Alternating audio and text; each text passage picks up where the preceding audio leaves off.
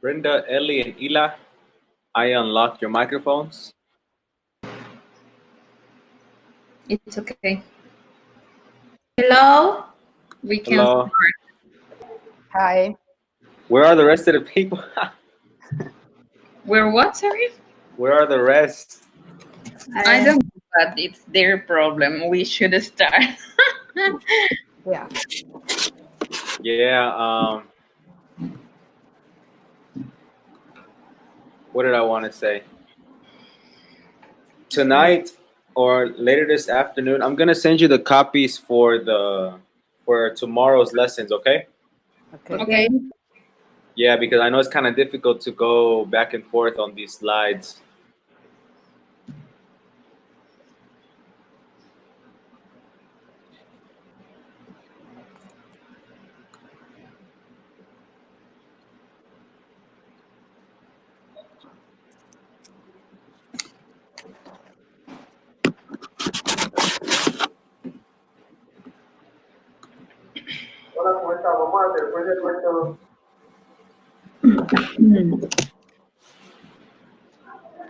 All right, so should we begin?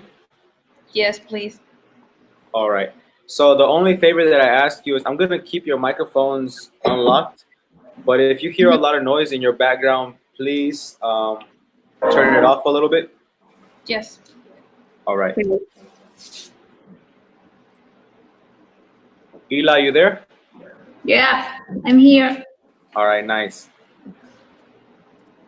So before the break, we talked about identifying and selecting aims. In this second part, we're going to talk about identifying the different components of a lesson plan. Okay, this is the second part already. Yes. We're going to start the second. Yeah, the second part. Okay. So, identifying the different components of a lesson plan. A lesson plan is a set of notes that helps us think through what we are going to teach and how we are going to teach it. The main components of a lesson plan show us what the lesson is for, the aims, and what the teacher and learners will be doing during the lesson and how they will do it. That is the procedures. So here are some ways a lesson planner can help the teacher. All right, so we have aims and we have procedures. You know, the aim is what the students will learn, like the lesson plan, and the procedures are like the activities or how we will teach the aim. So before the lesson, can you read that please, Ila? Before the lesson? Yes. Before the lesson, writing down the aims and procedures for each stage of the lesson help us to make sure that we have planned to best possible sequence to enable us achieve those aims. All right, very good. Now, that is we do that. I think that is the most important part. Writing down the aim and procedures before the lesson. Before the lesson. Yes. And during the lesson, Brenda? Sure. During the lesson, the plan can also help the teacher to check timing and to check that the lesson is following the sequencing we decided on. Yes. Have you ever had a lesson sequence? Sorry, thank you. Have you ever had a lesson where you plan everything out, but some students take too long on a specific activity and you don't get to finish all of your activities? Yes. Yeah. Yes? And it's frustrating. It is frustrating, but it's something that happens frequently, right? Yeah.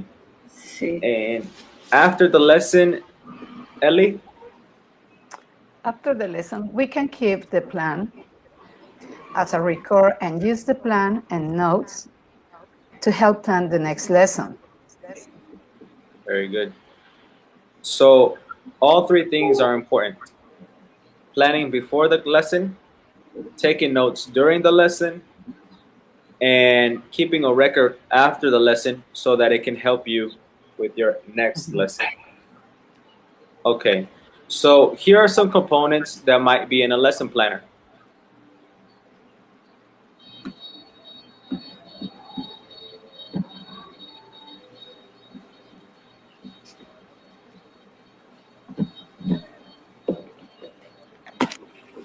All right, so a lesson plan can include the following headings.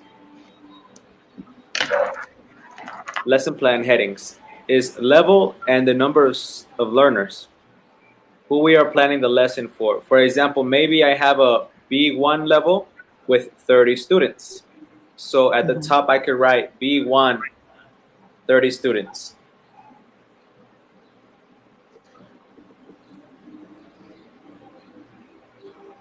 The timetable fit is how the lesson is connected to the last lesson and or the next one. For example, if we are going to start with the simple past, maybe you can write, the students have already learned the simple present. Today they're going to practice the simple past. Tomorrow they're going to practice the simple past with irregular verbs. That can be a timetable fit where you organize it on a timetable. Everyone's good so far? Yes. Yes? And which is the objective of the timetable fit, teacher? Oh, the objective of the timetable is for us to sequence our lessons. It lets us know what our students have already learned and what they need to learn in this lesson, and how this lesson will help them with the next lesson. It's all about like the time, the sequencing. Okay. Yes? Yes. And the main aim, what we want learners to learn or to be able to do by the end of the lesson. That one's pretty clear, isn't it? Yes. Yes? Ellie, Ila, Sorry? Yes. the main aim is clear? Yes. Yes, of course. All right. And the subsidiary aims. Other things we want learners to be able to do during the lesson because they lead to the main aim. Like we mentioned earlier today, a subsidiary aim for the simple past can be the pronunciation of the regular verbs in past form, or learning the time expressions, the time adverbs of time. And the personal aims, let's see, Brenda, could you help me read the rest, please? Sure. Personal aims, aspects of our own teaching we want to develop or improve. Okay. Assumptions, what we think learners already know or can relate it to the aims. Anticipated language problems, things learners might find difficult. Possible solutions, actions we will take to deal with the anticipated problems. And finally, teaching aids, materials, and equipment, useful reminders of things to take to the lesson. All right. So a problem could be the pronunciation of the regular verbs in past form. What could be a solution to that problem, ladies?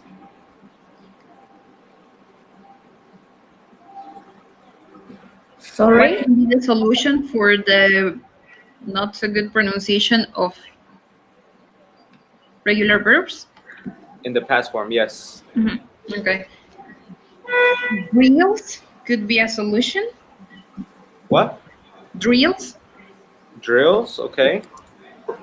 Any other possible solution?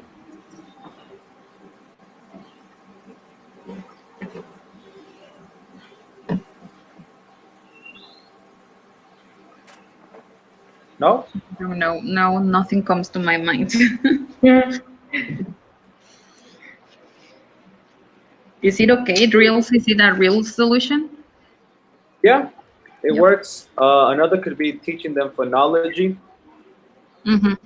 for those specific sounds, and voiced and unvoiced. Like I found that the most effective, teaching them the difference between voiced and unvoiced for the simple past. For example, dance is unvoiced. The last sound is unvoiced because it doesn't vibrate. Dance. And when the last sound is unvoiced, you add a T sound.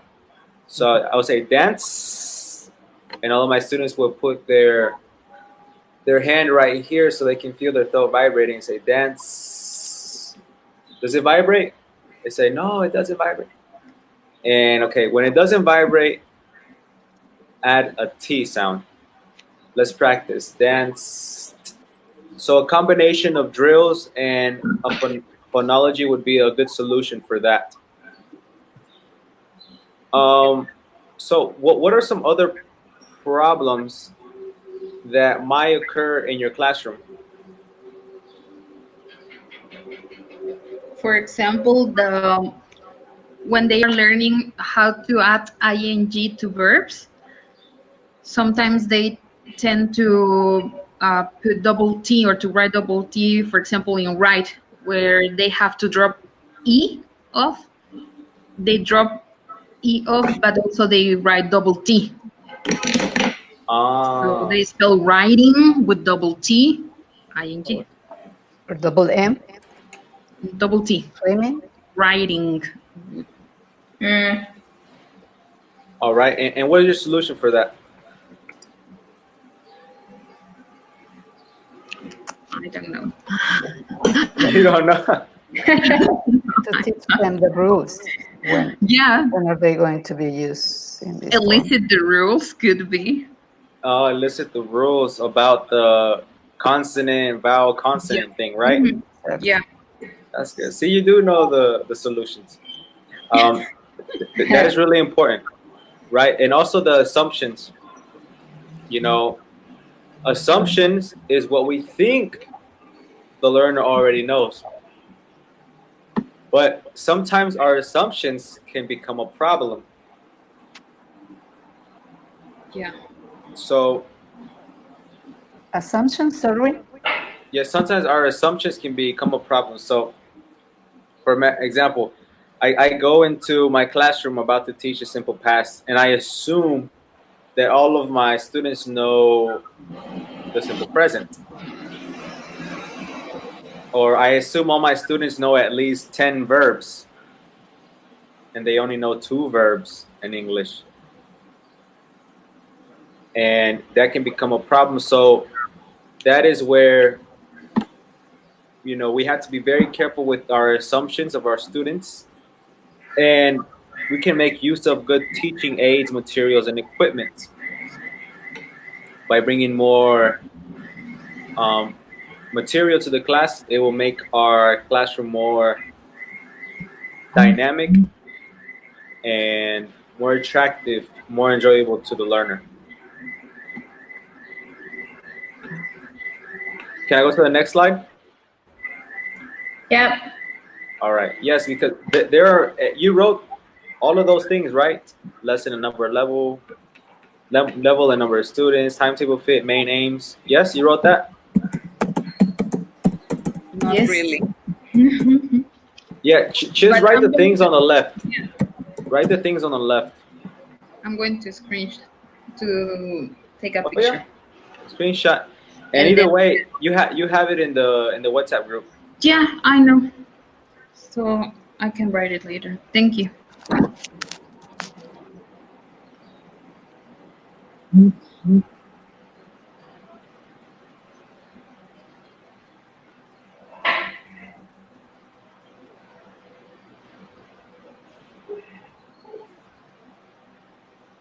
All right, next one. Yes, please. Ellie, Ila. Yes. Yeah, it's okay. All right, great. And here are some more things that we can include in our lesson plan. Procedures. That is a task and activities for each stage. The timing, length of time needed for each stage. 10 minutes for the warm up, 5 minutes to check homework, etc. And learning patterns, ways in which learners work at different stages, individually, pairs, etc. So the interaction patterns can be: are we working as a class? Are we working in pairs, in trios, as a group? Is this a team activity? Open pairs, which means one pair is working with another pair.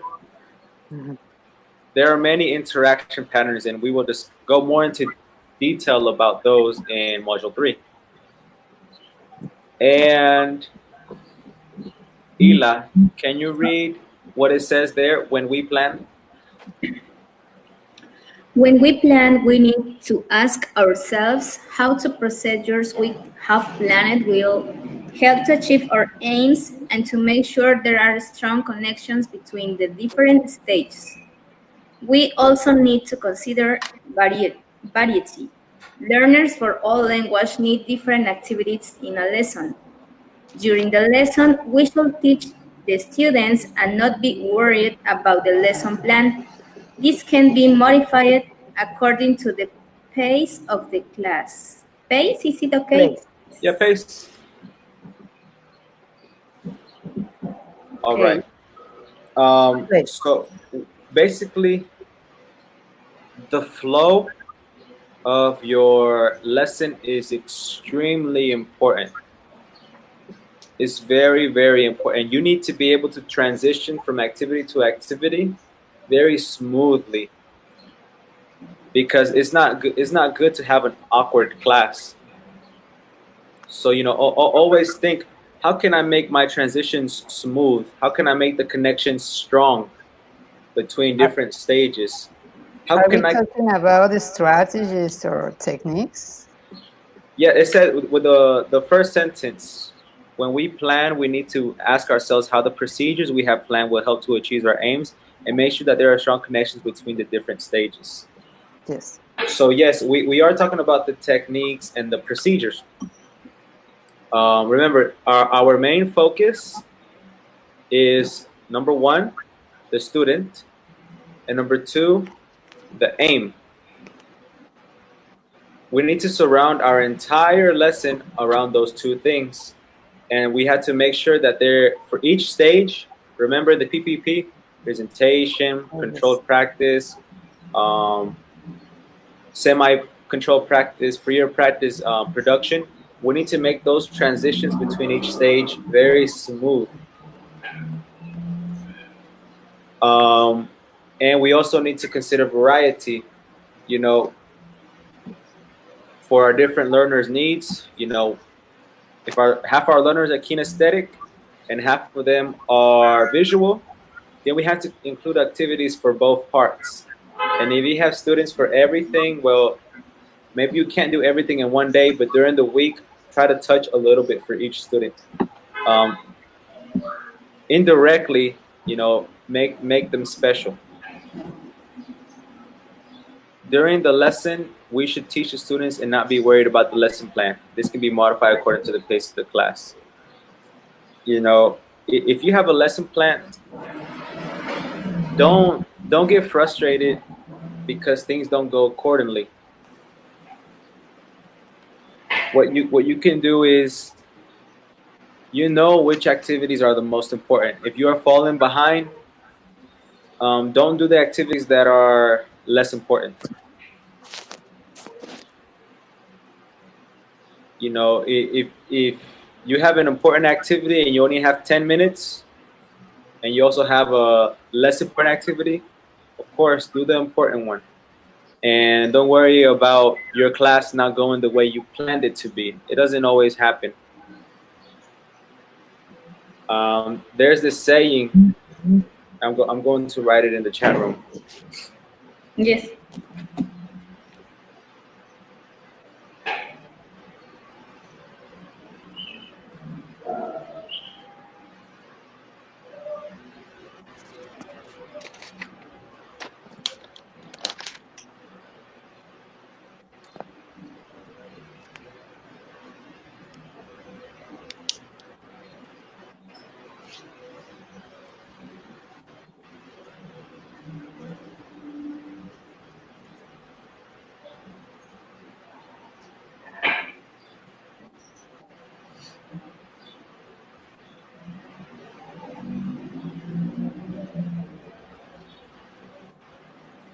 Okay, I said preparing for a class doesn't mean it's going to be successful, but not planning for a class ensures it will be a failure. Basically, just because you plan doesn't mean it's going to be a great class. But if you don't plan, well, it's going to be a disaster.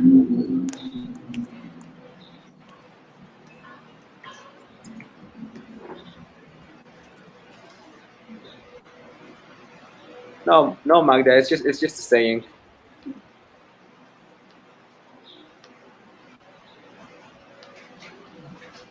All right. So I am going to show you one of my plannings. I don't include everything that it says here. Some things aren't necessary.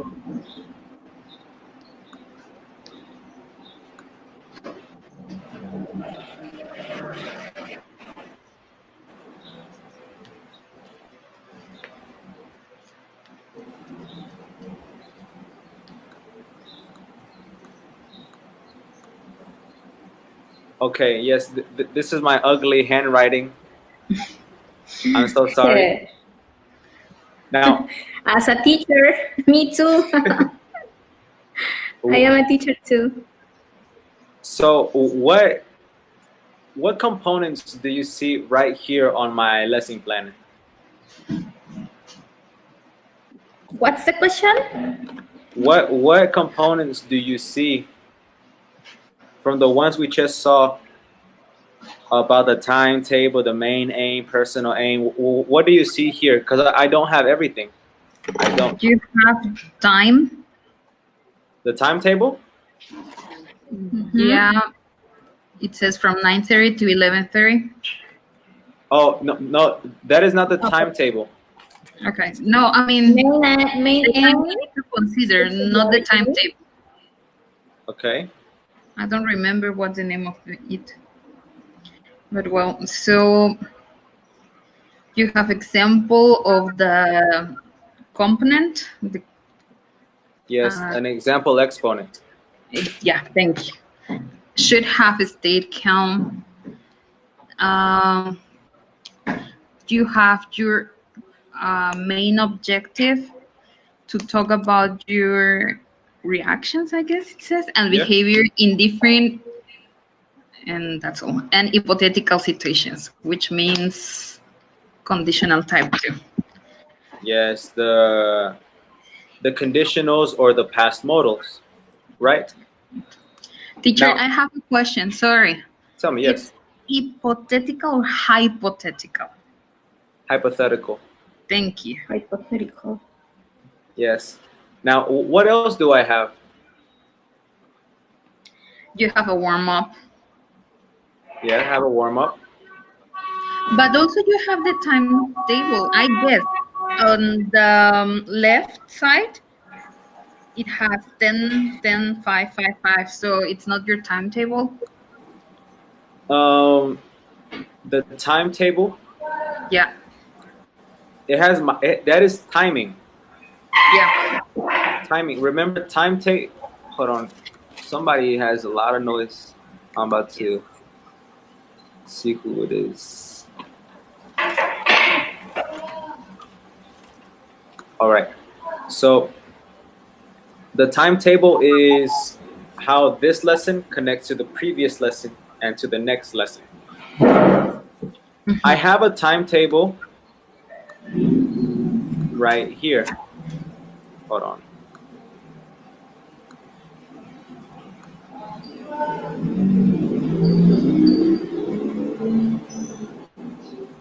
That right there is my time. Oh my God. That right there is my timetable. Now, for you guys, it might not be that obvious, but for me, it's Touchstone 4, which is level 4. U8 is unit 8, and LA is lesson A. So that is my timetable because it tells me which lesson I have already seen, which lesson I'm on, and what is my next lesson. I am on unit 8, lesson A. Yes? Yes, got it. And this LO is my what? Your aim, objective. Yes. What? Aim or objective? It is my main aim. Yes? Do you see it on the left side? Yes. Okay. All right. What And is LO? what'd you say? What's LO? Learner's objective. Learner's objective. Learners. Yeah, but you can also put Yeah. L, or you can just put objective, or you can put today the students will learn how to. There are many different ways to present the main aim. So the EE we said was the what? The example exponent. Very good. The example exponent. By the way, Daniel was asking if you could open his microphone like a long time ago. Sorry. Oh, sorry, Daniel. I'm sorry. Yeah, sorry. I activated Daniel.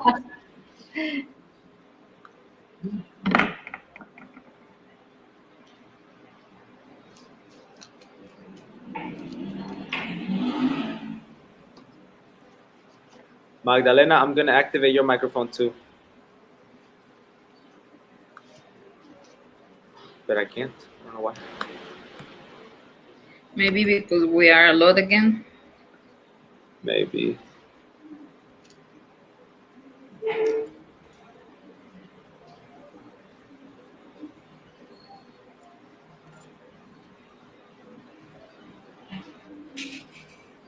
Daniel?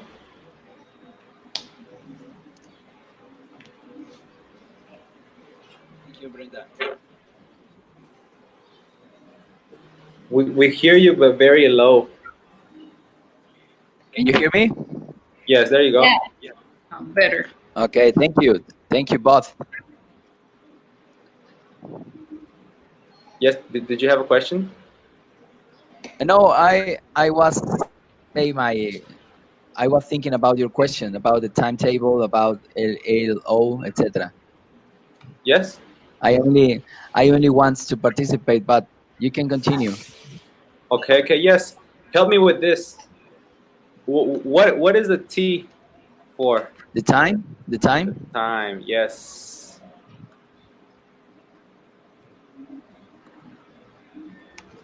This is the time.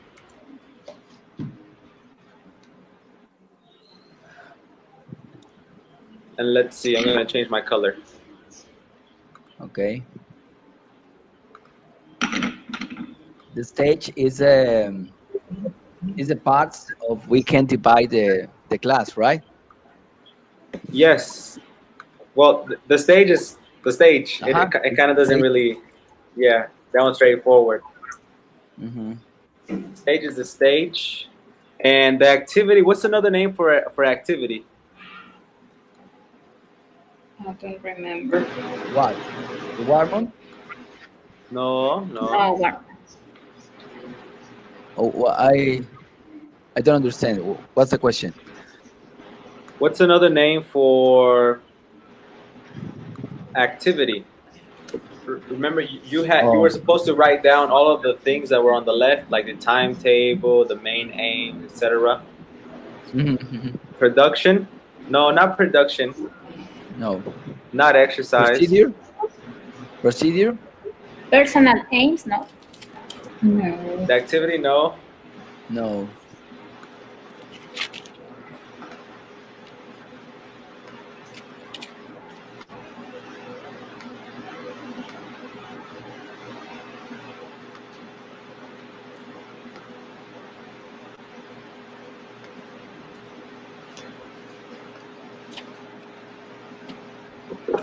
I don't know. No, I'm looking for it, but I can't find it. Procedures. Yeah, procedures. Procedures. I said that.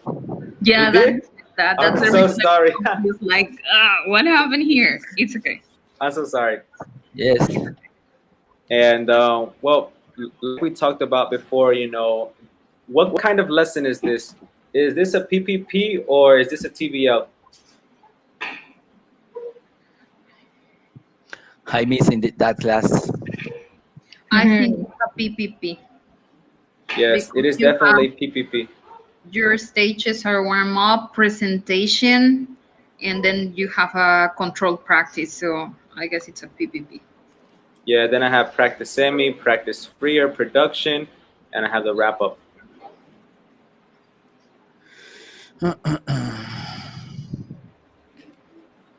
What is literally the meaning of wrap up? Okay. This isn't mentioned in the TKT, but this is something that we do at English Access. A wrap up is a concluding activity that helps solidate what the students have learned. For example, in this lesson, our objective is to talk hypothetically about the past, like imagining our behavior, right? Yeah.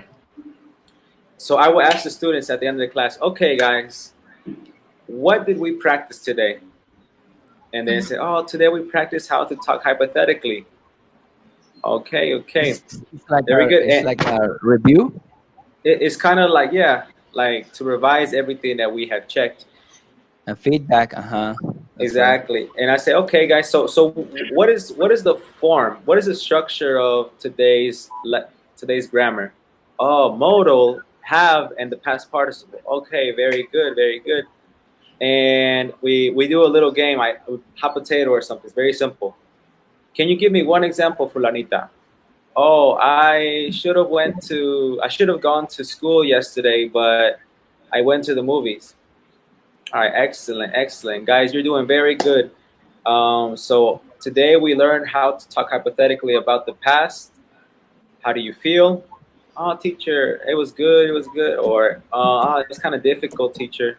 And if they give you negative feedback, you can give them confidence. You can say, okay, don't worry. Tomorrow we will review it a little bit. And this is a hard lesson, but we are going to keep practicing it all week. Give them like a sense of security. And then motivate them, of course. I said, but you guys are doing a really good job, guys. I will see you tomorrow. And this is your homework. Don't forget to do it. Any questions, send me a message. And then they go to their house. So that is the wrap. That's something that we do at English Access. Yeah, thank you. So now tell me, I have all of these things right here. And I even have resources, right? I even have resources. And here I write the things that I might need in my class so I can take them before I go into my class.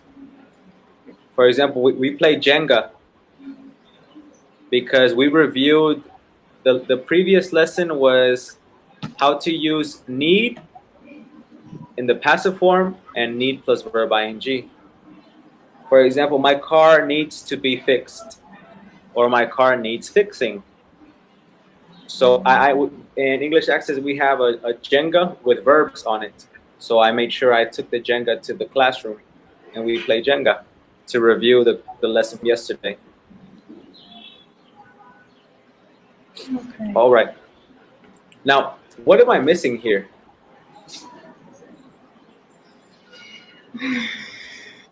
What about what? What he is missing. Yes. The interaction patterns. Interaction patterns, yes. You have one on 5. Well, it says practice individually. Ah, yes. I put it in the procedures. I don't know if I shouldn't, but to me, that is how it works for me. Mm-hmm. What else am I missing?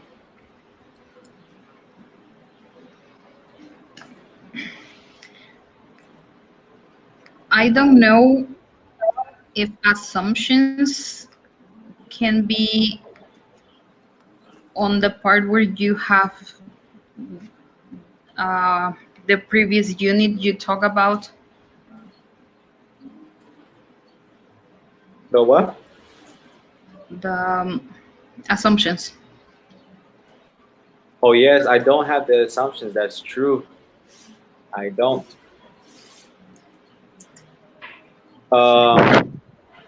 You know, sometimes, you know, this might be bad, but sometimes I'm like, I know the assumptions. I'm going to keep them in here, and I don't write it. Yeah. Yeah, because, I mean, imagine having to include everything on your planner. Oh, my God, you would take 5 hours for one planner. Or more. Okay, so let me write to the chat because they asked what definition of wrap up is. Yep.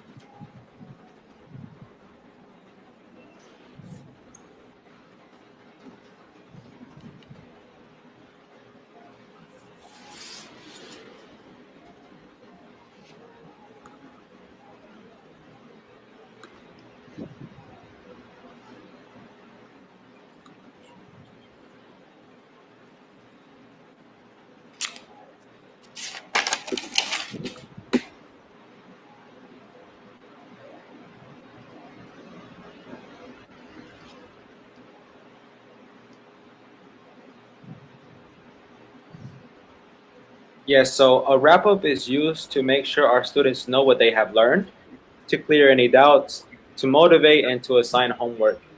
But most importantly, so that our students leave the class knowing what they have learned. You know, because a lot of times, you know, we have students that have been taking English classes for like a year or a few months, and they feel like, oh, I'm not learning anything. But if we tell them, if we make it clear that they have learned something today, then they can leave the class feeling like they learned something valuable. Like, oh, okay, I guess I am learning. You know, and we started implementing that at English Access because, you know, we had those students who, they are learning. Obviously, they are learning, but they feel like they're not. So in a way, this is how we make it more formal, how we formally address what they have learned. Okay, guys, this is what you learned today. Remember, I mentioned in the beginning of the class, how do you feel about it? Or how difficult is it from a scale from 1 to 10? Or is it hard, medium, difficult? And they say, oh, difficult, teacher. Oh, medium, well, it's okay. And for the ones that say it was difficult, well, you encourage them. I said, don't worry. Next class, we will practice, okay? But in the next class, you need to practice it. Don't lie to them. Okay, so let's do some activities. Do I have any questions? Can I close this? Yeah, sure, there's no problem. Okay.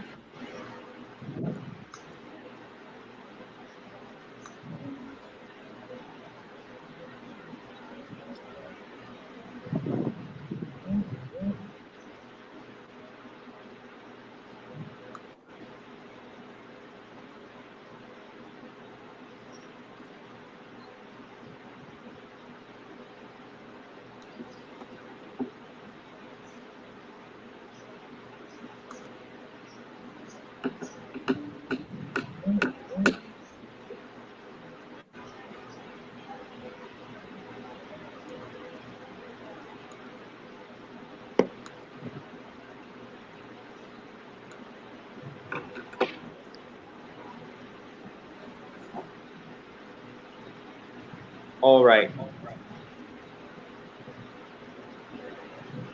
So here on the top, from 1 to 11, we have components. And A to K, we have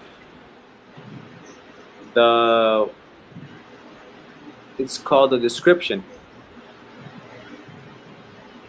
So let's match the components with the description.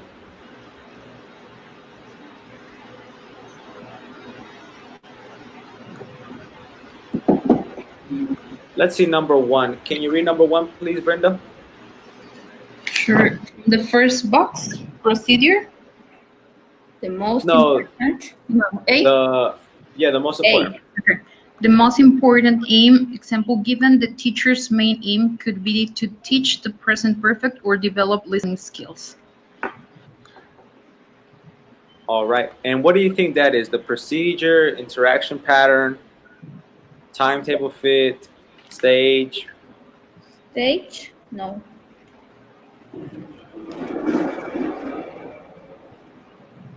I think it's the main aim.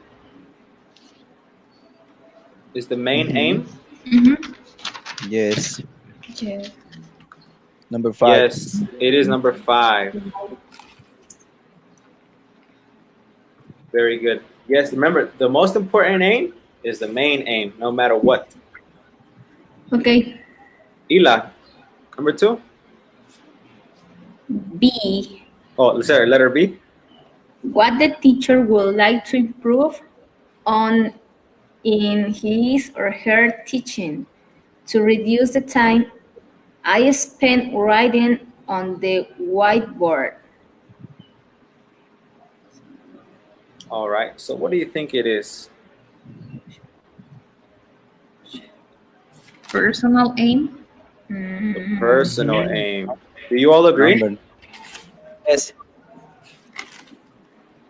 Number 9, right? Yes. Number 9. All right, good, good. When it's about the teacher, it's the personal aim.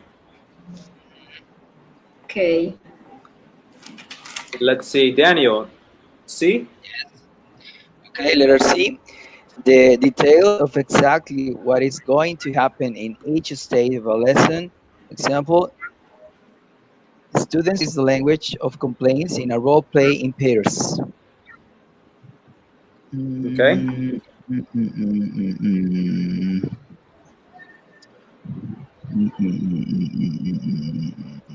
It's a synonym for activity. Is it It's procedure? What? Number one. Number one. Number one, yes. So the stage is, you know, production, practice, control practice, etc. But the procedure or the activity is exactly what's going to happen in that stage. All right. Letter D. Brenda? Yeah. A section of a lesson. Lessons work through different steps such as lead-in, presentation, control practice, etc. What do you think that is? A stage. A stage. Very good. 4. Okay, Daniel and Brenda, I am going to lock your microphones a little bit so we can give some time to participate to Maria Belen and Magdalena. Yes. And Elizabeth. Okay? Yes, okay.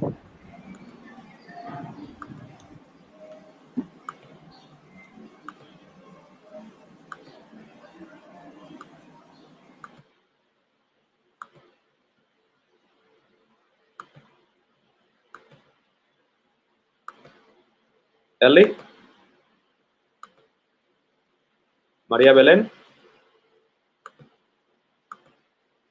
Magdalena?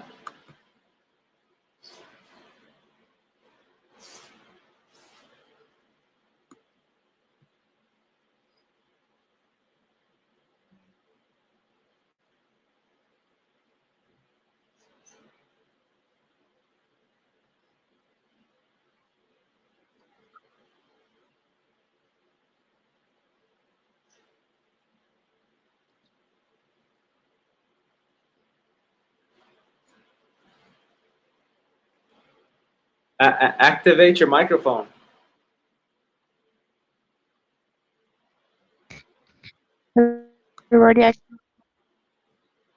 Hello? Hello? Yes. Ellie, hello. Hello? Maria Magdalena, hello. Hello. Maria Belen, what's going on?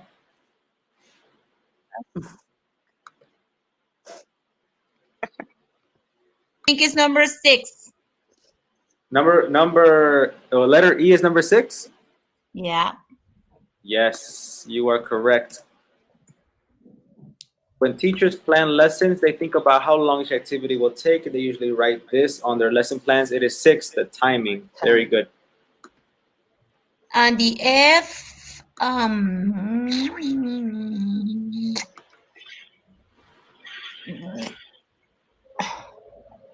you read F? 4. Oh, no, you have 4. Interaction pattern. Can you read F, Maria Belen? Yes, the things the teacher uses in a class, example, handouts, pictures, flashcards. When teachers plan lessons, they think about what things they will need. Okay. Similar to resources. Yeah. 7? 7, yes. Good job, guys. I see you in the chat. Okay, goodbye. All right. And Magdalena, can you read G?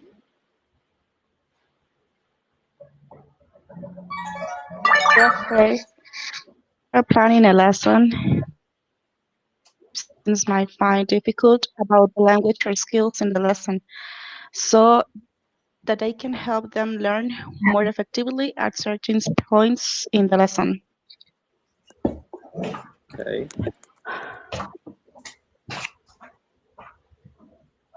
So what is the number? I have a question. What is assumptions? I didn't understand well. Assumptions is what you think the students already know. Okay. Yeah, the difference between assumptions and anticipated problems is that assumptions is what you think they already know. And anticipated problems is the problems that you think there might be in your class. So is that the number 10? So Letter letter G is 10? I think You so. are correct. Assumption. Yeah. You are correct.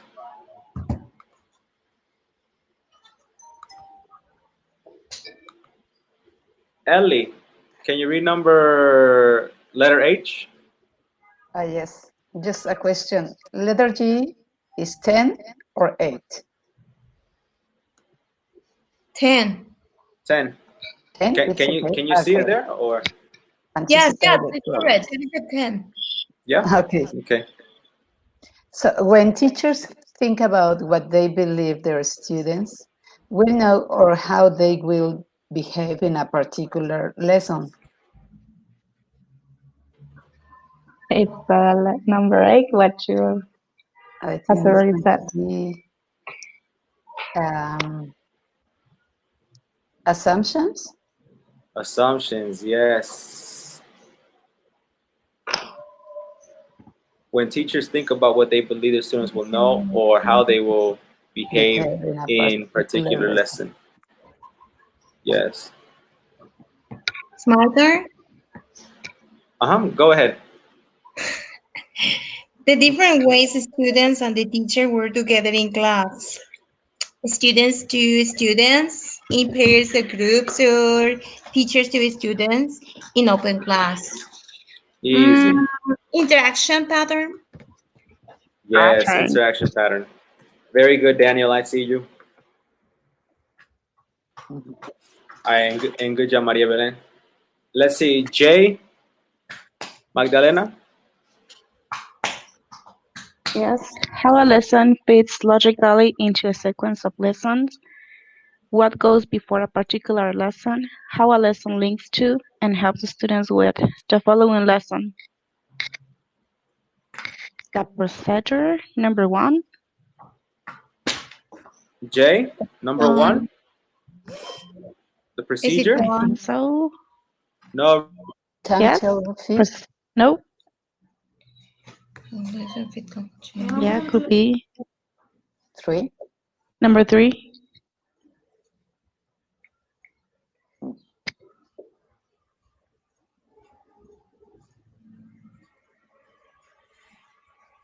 Hello.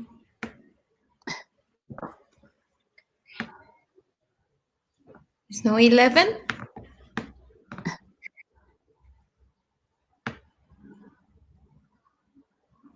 Hello. Hey, Phil. It's pressed. Maybe it could be the timing. Wait, yeah, when we are taking the fifth word, yes, I can say yes, number 3, but let's analyze it.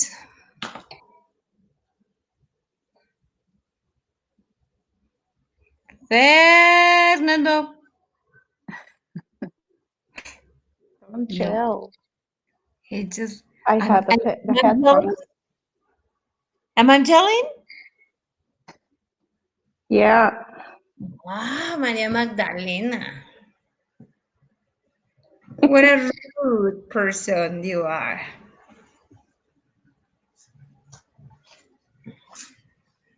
Hey, hey. There it goes. Let's say him Mayday. Mayday. Houston. Hey, Houston. Hey, Houston, we have a problem. The teacher let us to do anything. I'm gonna take over the class. Okay, are you ready, Brenda? Finish the class, Brenda, please.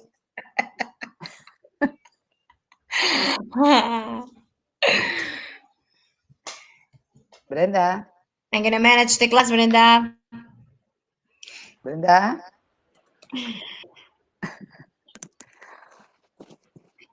Oh my God. I don't care, just text. My computer What shut do you off. think about The problem is not the the connection. letter The K? problem is my computer. Welcome I don't know what's going on with it. back. Now we can listen to you, don't worry. Hey! I recognize that face. What party? Fair, Brenda doesn't have her microphone. Brenda? Mm-hmm. Why?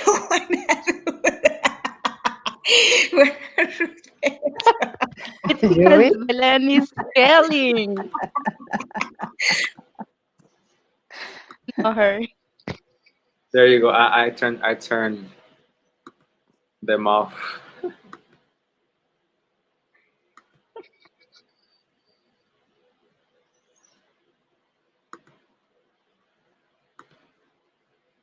So you just give me the answers on here on the chat room, okay?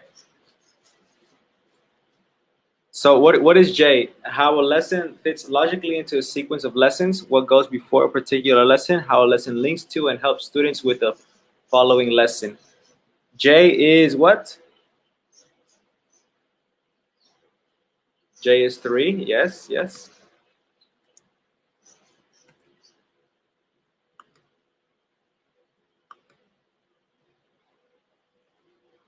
And K is 11. You are correct.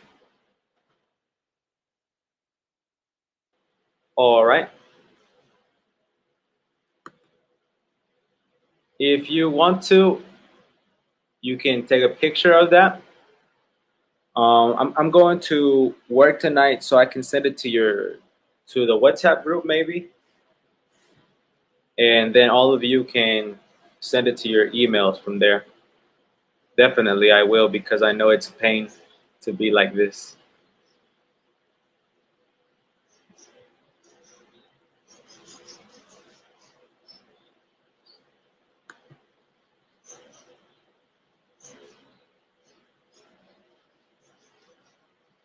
All right, so let's read this.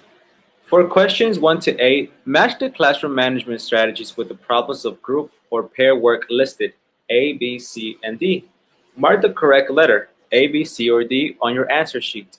You need to use some options more than once.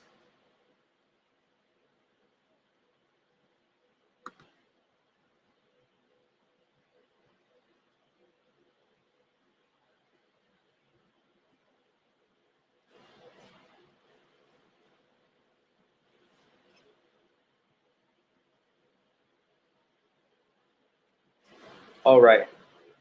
Brenda, you're so fast. Yes, Daniel, I will send this to you.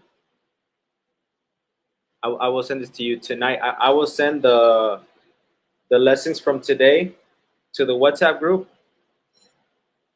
and I will send the lessons for tomorrow as well.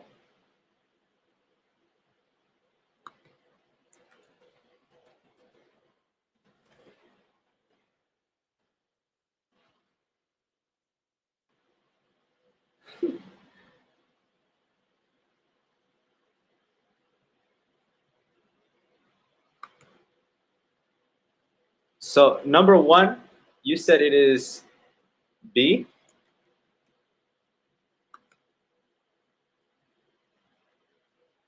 Number 2, what do you think it is?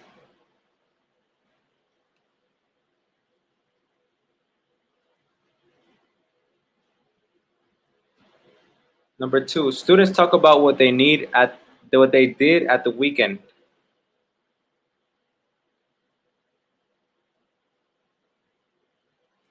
Daniel, you are correct. Number 2 is D.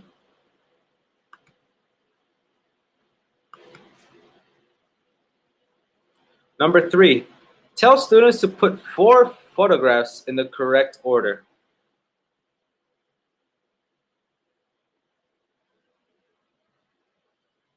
Three is, yes, 3 is D. Excellent.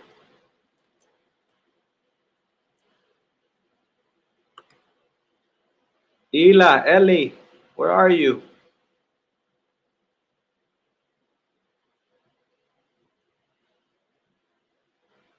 Guys, if you could please write the number and the letter like Daniel, because you're sending me a lot of letters and I don't know which one you're talking about, 3 or 4 or 5. Yes, send me the number and letter. Very good, Magda. Thank you. All right, so number 4 is C. Practice listening for specific information. C, the teaching aid. No, remember the teaching aid is like the things we had to bring to the classroom.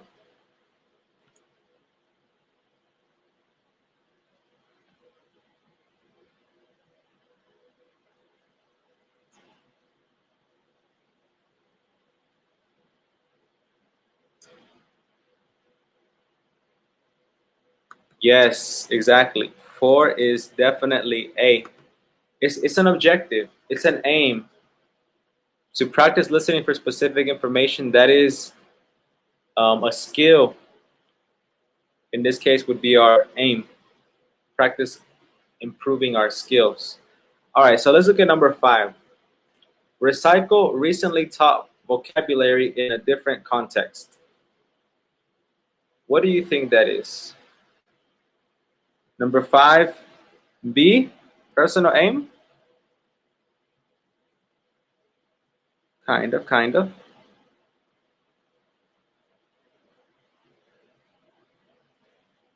Procedure, oh, okay.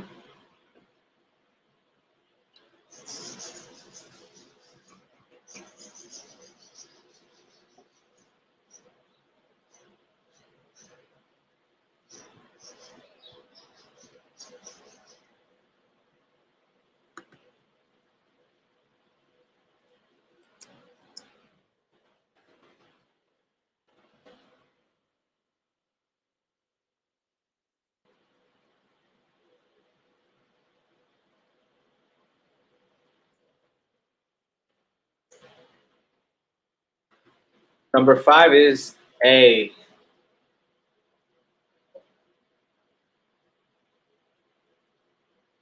Brenda, oh my God. 6, tape of 2 people talking about what they did at the weekend. Number 6 is Ila.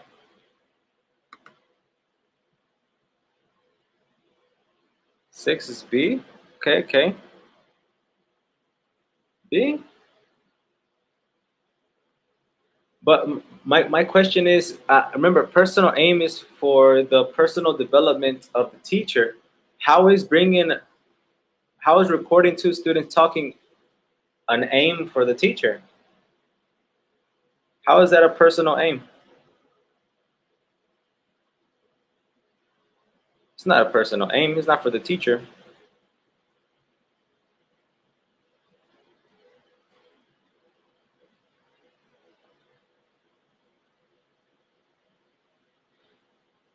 Look, a tape of 2 people talking about what they did at the weekend is you bring maybe like a movie or a DVD to the classroom and you show the students so they can see 2 people talking about what they did at the weekend.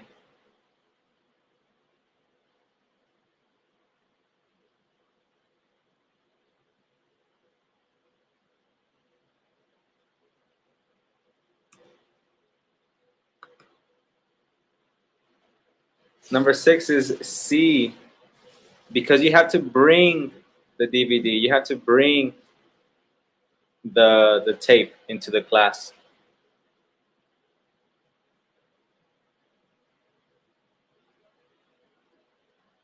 7, students check their answers in pairs.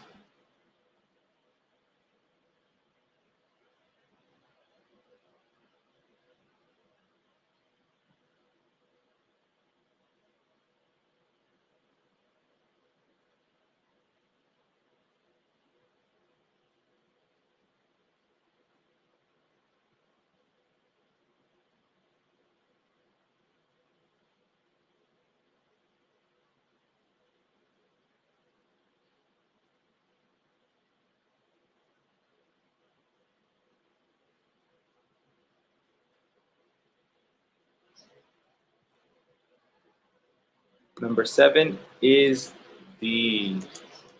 Yes. It's a procedure. It's not an aim. You can't say, okay, students, today we're going to check the answers in pairs. No, it would be a procedure, an activity that we do. And number 8, make better use of the whiteboard. Ooh. Yes, yes. 8 is definitely B. Because who has to make better use of the whiteboard? The teacher. That can be a personal aim. Having a blank whiteboard is not good because we have a lot of visual learners who need to see what you're talking about.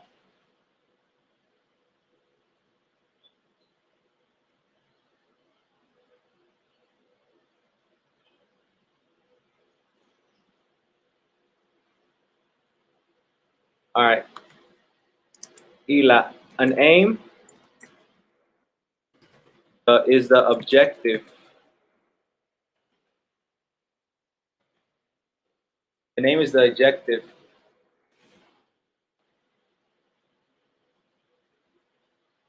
Like today, we're going to learn how to talk about past experiences using the present perfect. Today, we're going to learn how to ask for favors politely using would.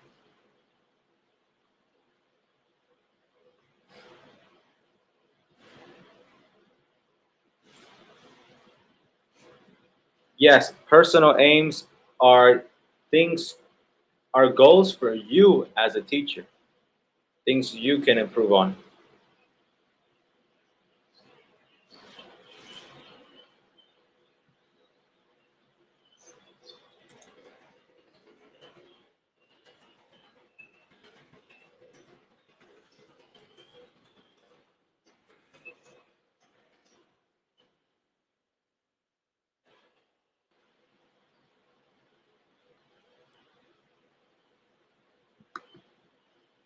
Teaching aids.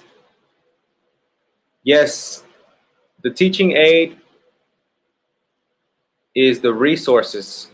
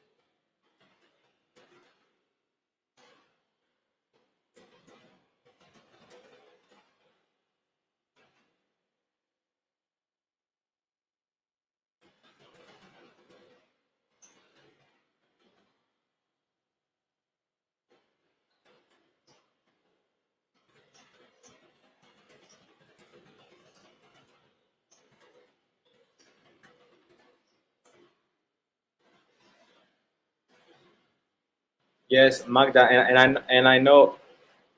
I mean, the best thing would be to be in the classroom. I agree, but I don't know. I guess we have to figure it out what we can do. I don't mind going to Iguala, but the thing is that it would be kind of difficult to go there and only 3 people take the class. But I don't know. I'm just a teacher. I'll take orders from the director and from you guys, because I mean, you guys are the ones that make decisions, and we just follow them.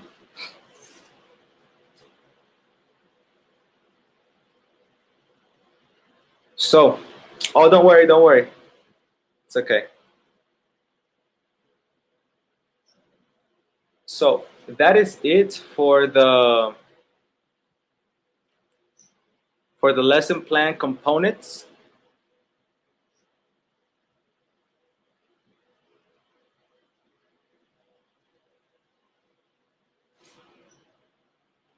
Does anybody have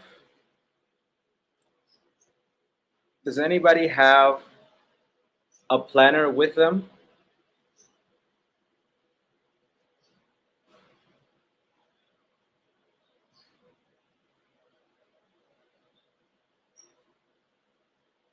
Ila, could you show us your planner?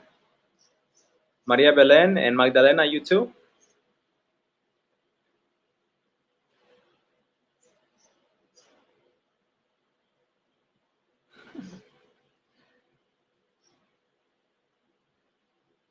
Okay. Okay.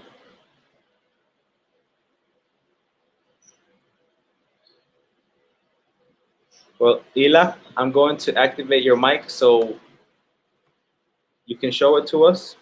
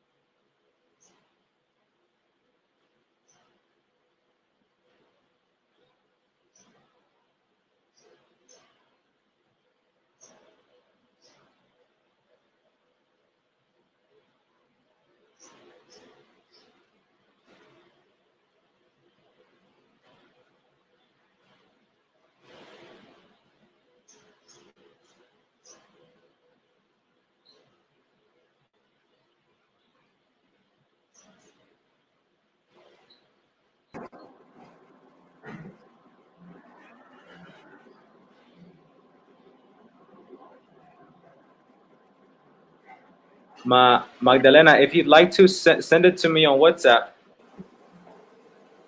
and I will send it to my email, and I will upload it onto the page.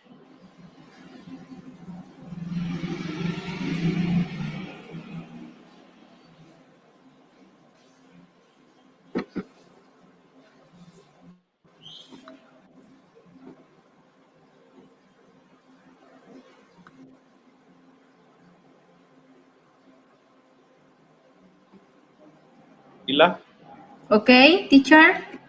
can you activate your video? Yes. Sure. Okay, I'm going to put you on the big screen, okay? Okay. All right, here we go.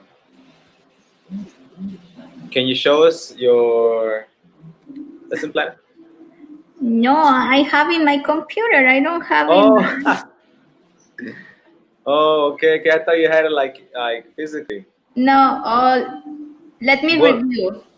if you don't mind, you can send it to the WhatsApp, or you can send it to my email. Maybe in your email. Yes, I wrote the email in the message thing.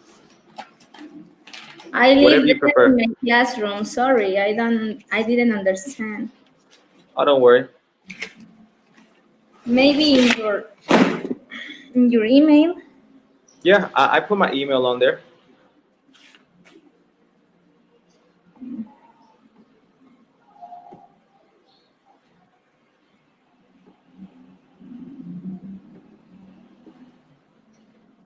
Yeah, like if any of you want to share, yes, I would like to see your lesson planners. But you would have to explain it to us, like what parts you used, what parts you didn't use, etc. You send it to me. Let me go get it.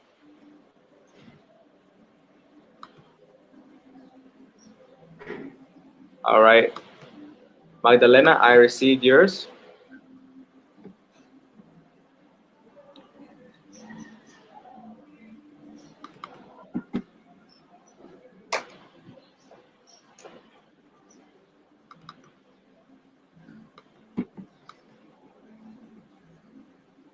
Oh, you write yours on Excel. That's nice.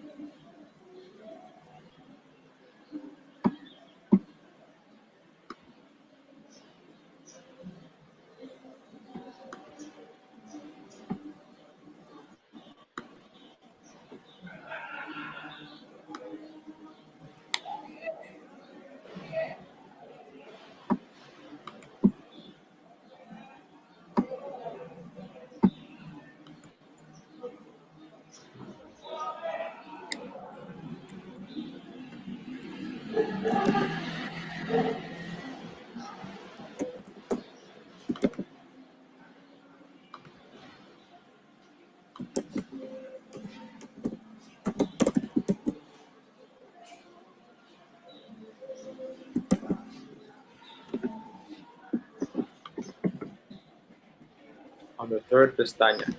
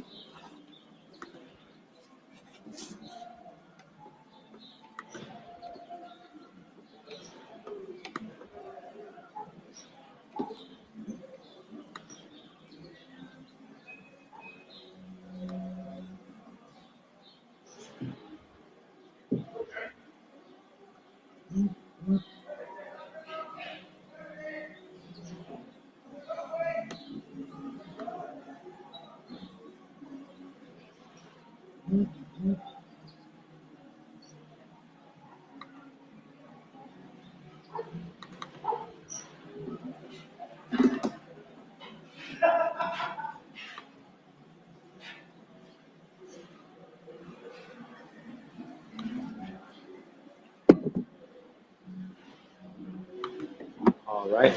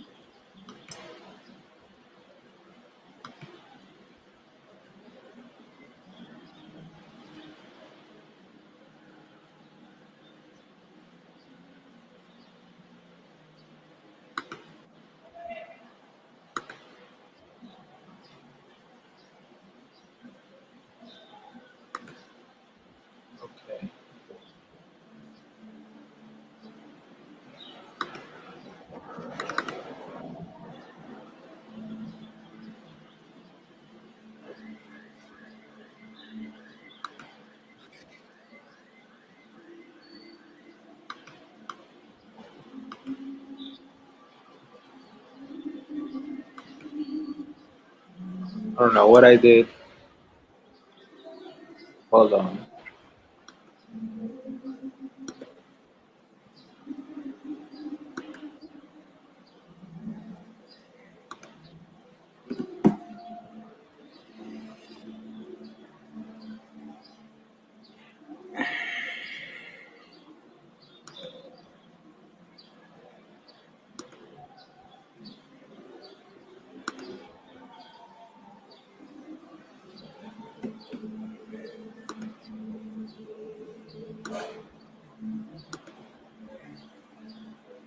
Here we go.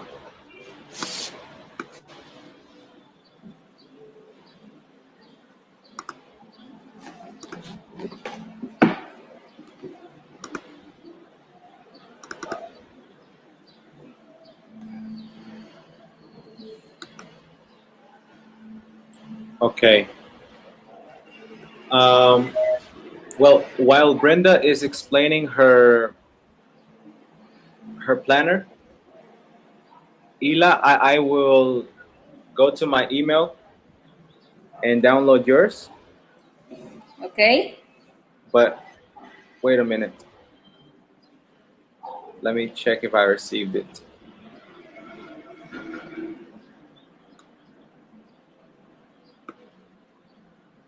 Let's see, Brenda.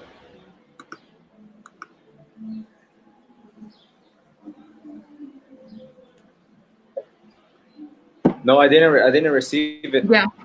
Okay. No. Okay. I didn't receive it. No. So my lesson plan, I think it's very, very basic. It has just a general aim or a main aim. I'm fine. No sé quién pregunta cómo se encuentra, pero estoy bien.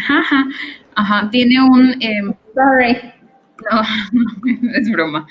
Tiene un main aim, el cual es donde dice unit objective, talk about different kinds of crime, hablar de diferentes tipos de crimen. Tiene el tiempo que va a ir llevando cada actividad, que no me acuerdo cómo se llama, creo que es time. Ajá. Timing, ajá. Y bueno, se supone que ya de ahí es el procedure, que son las actividades que vamos a hacer. El grammar content sería como el objetivo específico, ya sea en gramática o de lo que vas a hacer en esa clase. Las actividades pues vienen como activity name, tal cual, y cuál es cada una de las que va a hacer. Este lesson en particular a mí se me hace muy, muy, muy sencillo, porque creo que no piden ni una cuarta parte de lo que realmente se tiene que poner en un lesson plan. Una. Dos, creo que no es un lesson diseñado realmente con el fin de realmente planear la clase técnicamente hablando, sino que la persona a cargo de la unidad es como que nada más quiero saber qué vas a hablar y ya, no realmente metiéndose en cosas técnicas, creo yo. No se me hace un lesson plan adecuado. El formato, todo. Okay. So what you do is you give like something brief, something general, just so you can show it to your coordinator. Yes. Right? Sorry, I explained it in Spanish. Sorry. Yeah. No, yeah. No, I forgot it. Sorry. Okay. So what things is she missing? Let's see. I think a lot of things are missing. For example, I just have a main objective, but that's all for a main aim. But I don't have the subsidiary aims. I don't have assumptions. I don't have. We have the teaching aids. Yeah. That's something else we have, and nice. I think that's all. What is canon? For example, we don't have interaction patterns either. Oh yes. Mm-hmm. What is canon? Is that projector? Yeah. Is it okay? Yeah. No. Yeah. This is the name of the projector, right? Mm-hmm. Yeah, it's fine. All right, nice, nice. All right. Ila, do you see anything else that's missing? I don't know. Let me review in my iPad, but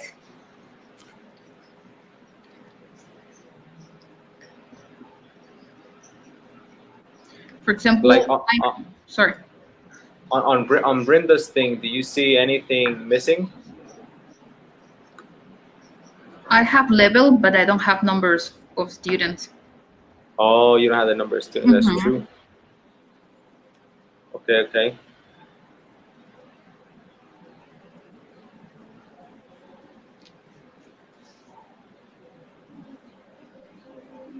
All right. Yes.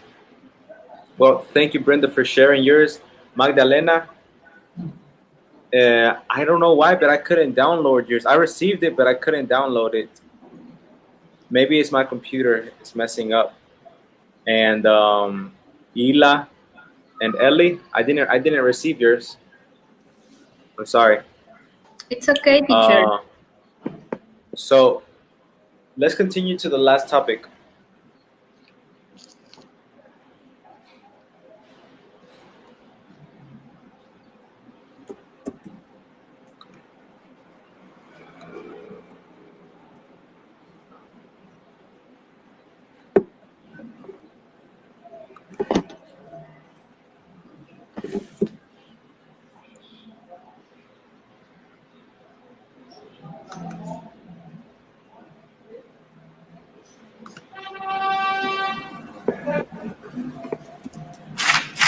Okay, could you take, everyone, get your notebooks. Could you take 3 minutes, 3 or 4 minutes to write your answers to these questions?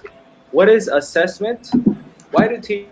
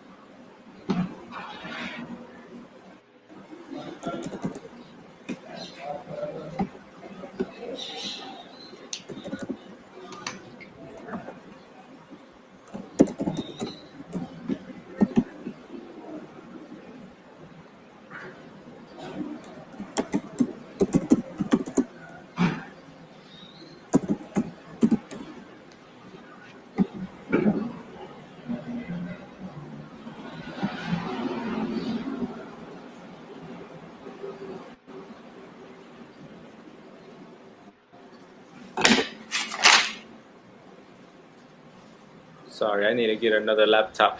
Oh my God. So please take a few moments to write your answers to these 6 questions, and then we will discuss them. Write them in your notes, please.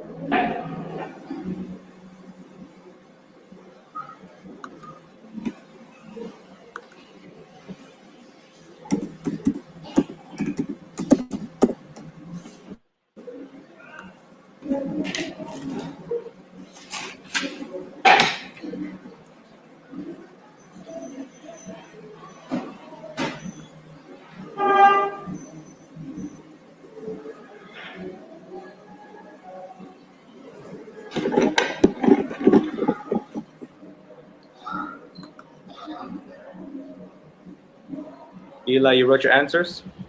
Yeah, I'm thinking.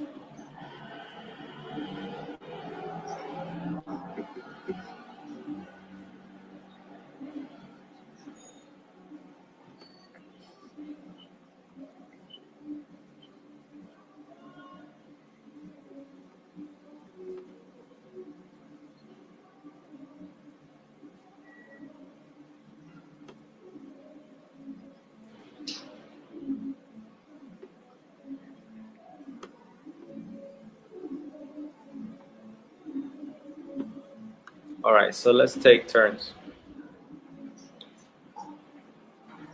Brenda, what is assessment? Wrote on my answer the way we evaluate students. Okay, the way we evaluate students. Okay, nice. And Ila, why do teachers assess students? Because we can value or Evaluate.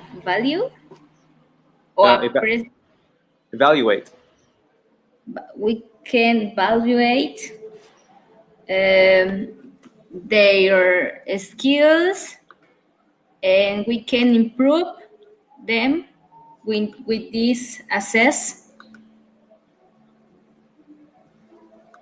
Okay, we can improve with the assessments. Elizabeth, do students assess teachers? Is this good? Why?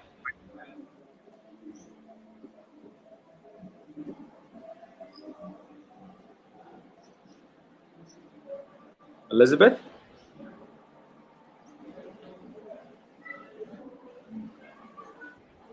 Are you there, Elizabeth? Yes. Okay. I was telling that about the students as teachers. I think that it's good. Good. In fact, I do that. I do this activity with my students, and why? Because I think that it's important to know what they think about their classes and about the teachers and what they like, what they don't like, the way that we can get in better our classes. All right. Nice, nice. That's a very good example. All right. Let's see. Maria Belen.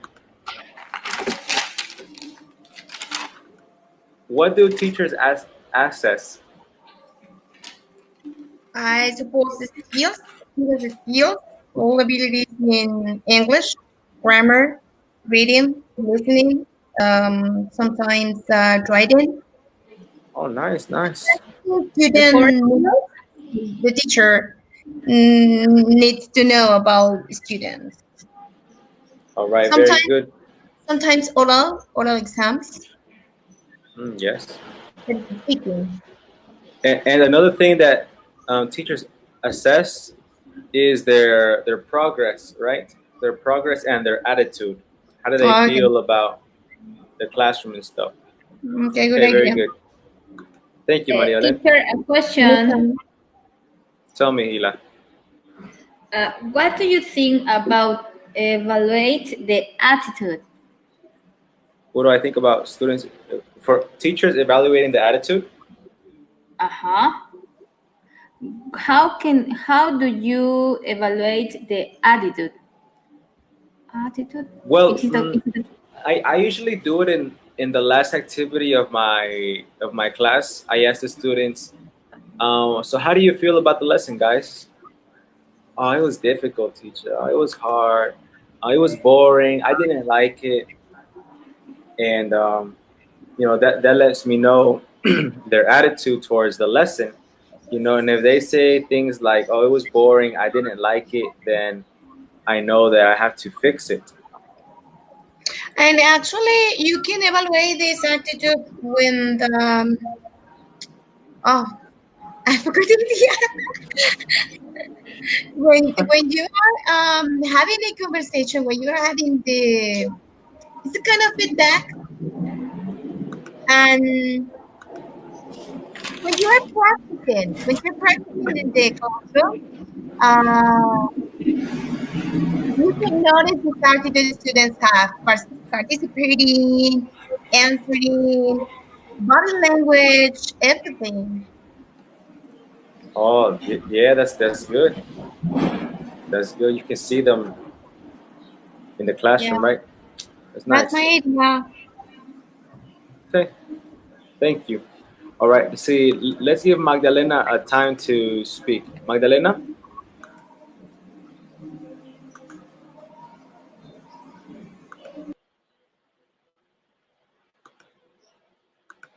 Hello. Yes? Yes. All Which right. one do I have to answer?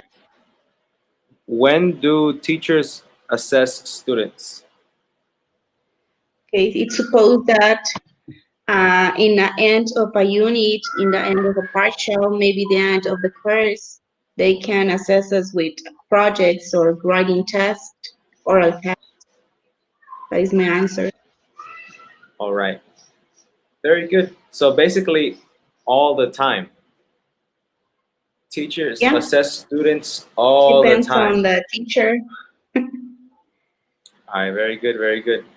All right, let's see. Daniel? Yeah, Ila is saying that could be at the beginning too, maybe the diagnostic test. Oh, that's true. Yes. Well, actually, teachers assess students in all the time. It can be formal, remember, or informal. Yes. Daniel?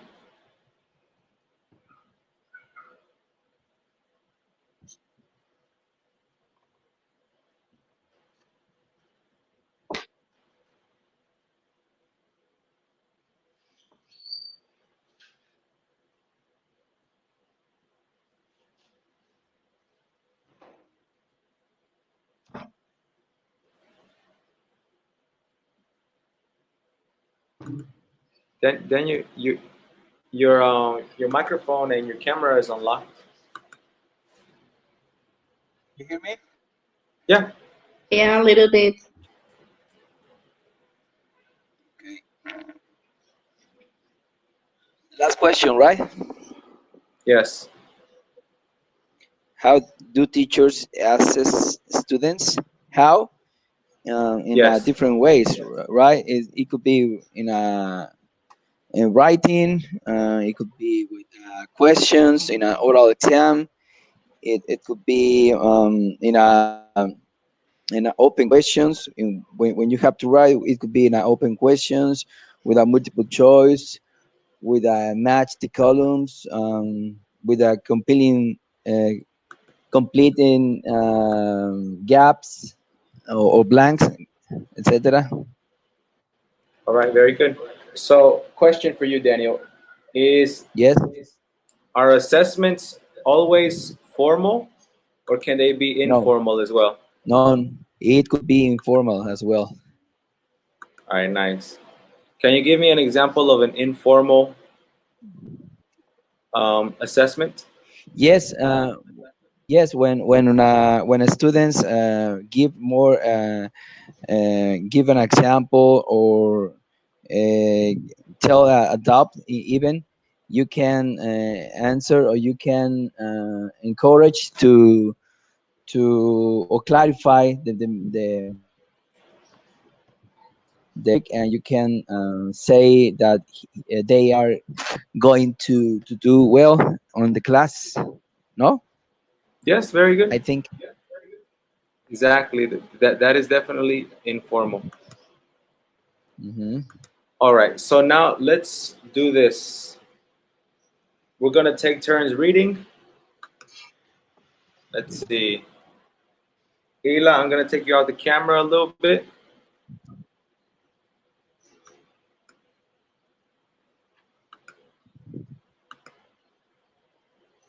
All right. Brenda.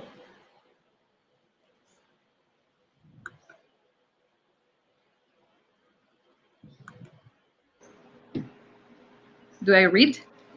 Yes, Brenda, can you read No. choosing assessment activities? Okay. Just let me choosing assessment activities. Assessment means collecting information about learners' performance in order to make judgment about their learning. We may choose to assess formally through test examinations or informally during class time monitoring our students. When planning assessment, we need to think about the reasons for assessing our learners. Then we can decide about when and how to assess them. Very good. Daniel, can you continue Yes. that, please? Yes, key concepts. When we prepare a class test, we need to include a number of different tasks so that we get a good pictures of our learners' strengths and weakness, and to test the main things we have taught. It is Okay. important for our learners to know that we are Assessing. assessing them, and to know when or how we are making it.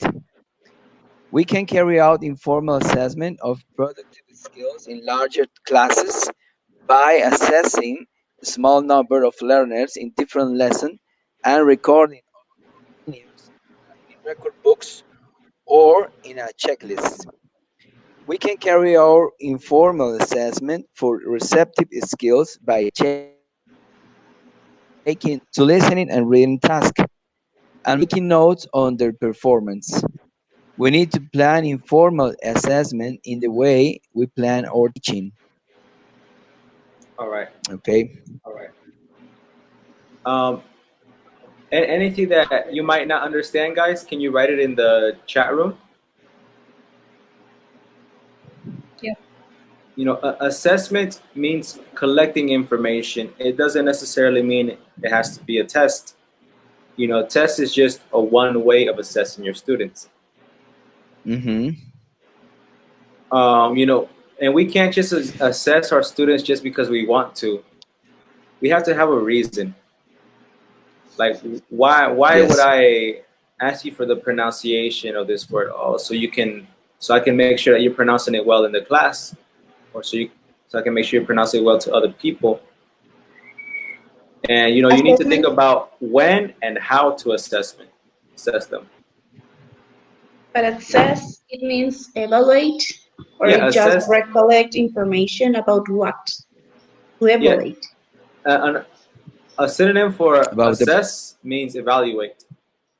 And about when the you progress. evaluate them, you know, you collect information about their performance, Mm-hmm.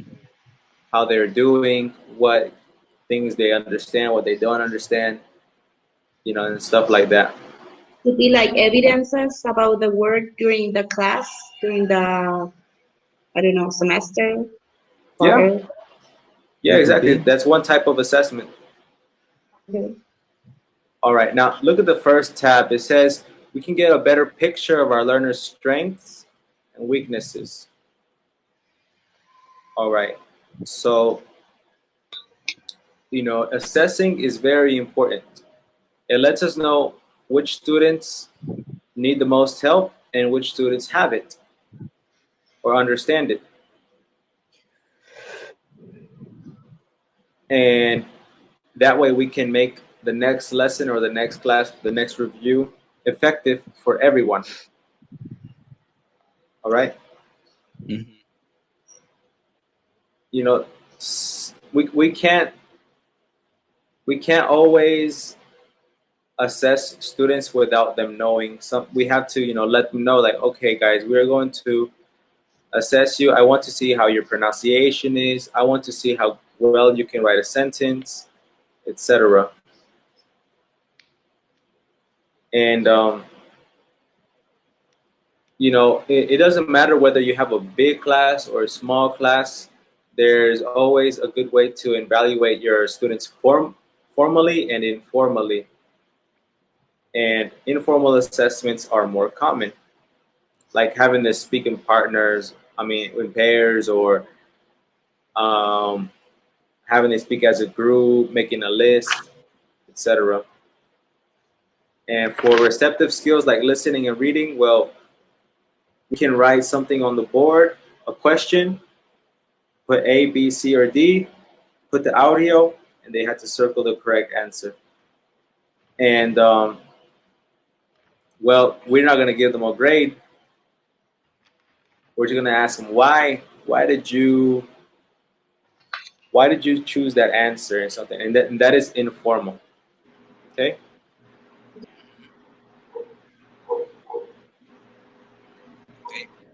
Assessment is just as important as teaching.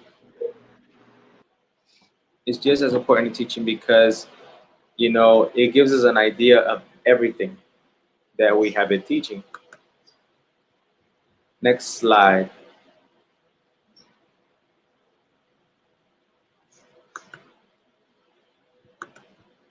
Maria Belén.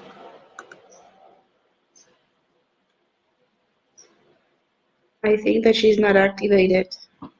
Yes, sir. Okay. Yes, I think I saw her raise her hand. All right. Can you read these next two, please? Sure. Let's hold on because, okay. So we can make separate assessments of learners' grammatical and lexical knowledge and making notes on their errors. So we can give feedback to individuals or to the whole class and return the problems later in a revision lesson. In productive skills, whether the assessment is formal or informal, we need to judge learners' performance against clear descriptions of different levels of skills. These may be general descriptions of speaking or writing, or they may give general descriptions of different subskills. All right. Yes. So what can you summarize this for us, Maria Belén? Hold on. Well, the first part that you can evaluate your students, that is an individual, grammatical and lexical knowledge, and giving them feedback. Okay. It's like when you are, sometimes I am asking for some writing productions, and then I'm circling, underlining, and correcting some mistakes they have, and then we can talk. I mean, one student and me, we are discussing, and sometimes they are telling me why I have a mistake here or what was a mistake here, and sometimes I'm trying the correct word, the correct grammar, things like that, and they say, oh, okay, I understand. And sometimes when they are giving a presentation, at the end of the presentation, just to try some mistakes, I can listen when they are presenting, and then I can tell them, don't do this, change this word for this one, it's not the correct way to say this, and yeah, things like that. And everybody's listening at the same time. So even if you are just correcting one student, the rest of the class is listening and paying attention as well, saying, oh, okay, so they are trying to fix all those small errors they have, or slips they have, because, Yeah. And in productive skills, whether assessments is informal assessment, we need them. It's not the same, the second one? I think it's the same. Yeah, it's the same. So, well, it's the same explanation I was giving. It's not the same problem, but the same solution, or the same explanation is the one I gave, no? She's talking like a team plus. Maria Magdalena. Yes. It's holiday next week, Maria Magdalena. Be good. Now, Yeah. the most important part about assessing is giving feedback. Yeah. Giving feedback. and you can do that, individually if it's one student who has the problem, or you can do it as a group if you see most students have the problem. Yeah. Also, if you don't want to make a student feel bad that he's the only one making the problem, you can write it on the board and ask the whole class, hey, guys, what's the mistake here? Yeah. So you don't put the student on the spotlight and make him feel bad. I'd like to make up. You like to make him feel bad? No, of course not. But sometimes, even if you too. do it, sometimes I'm exposing the students like that. But they are learning, and sometimes I'm telling, we are a family. Don't worry, we're a family. We're together. And they say, okay. So, yeah. We're a family. Let me destroy your self-esteem. Yeah. We are in confidence. Nice. Okay. All right. Students are afraid of her. Who's talking? We are going to write whether these activities are formal or informal. Okay? Okay. Please write this on a separate sheet of paper, and in 2 minutes we will check it together. Number one, obviously, is what? Formal. Okay. I'm going to put you guys on mute, and in 2 minutes, I'm going to start activating your mics. Please don't write anything the teacher says. Yes, don't write anything. Just write in your notebook, please.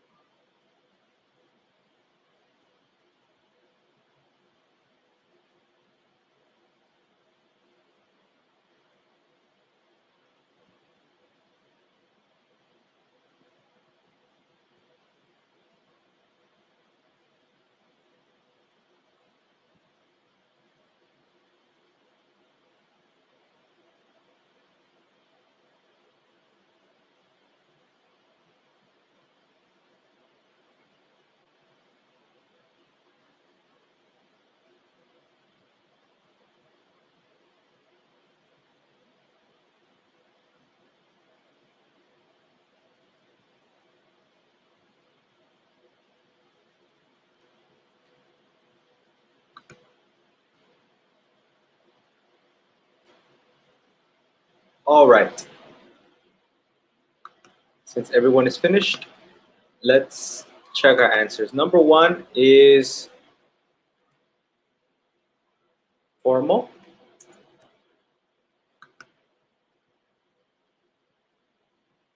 Number two, what do you have for number two? The teacher keeps a note of strengths and weaknesses but doesn't give students a grade for their work. Yes, you are correct. It is I. Number three, what do you have for number three?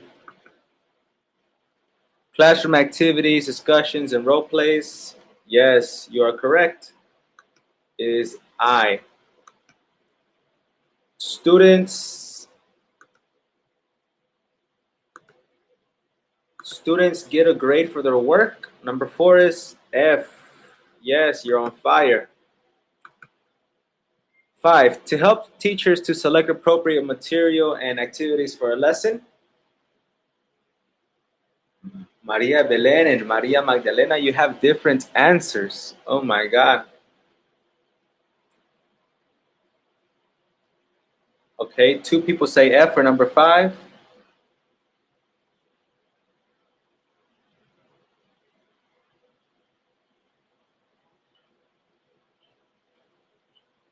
And number 5 is I, to help teachers to select appropriate materials and activities for each lesson.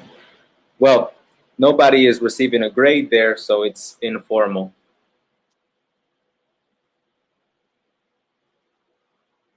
Okay. 6, to give feedback to learners about how they can improve their learning. 6I. Okay, 2 people say I. It is definitely I. Nice. 7, to assess overall ability or proficiency.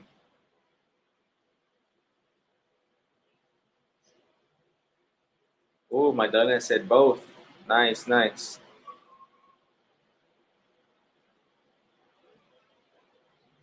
Number 7 is formal, and let me explain why. 7 is formal because it says to assess overall language ability or proficiency. We usually do that with a proficiency exam, such as the TOEFL or the Cambridge exams. Those assess your overall ability and proficiency. Yes, you got a grade. Yes. Result, right? Exactly. We teachers, we don't do that. We assess, the things we teach, but we don't assess the overall language ability or proficiency. Yeah. Well, not just for proficiency, also about the ability. Magdalena, in the final project, you assess everything they have learned, but just in your class, not in general.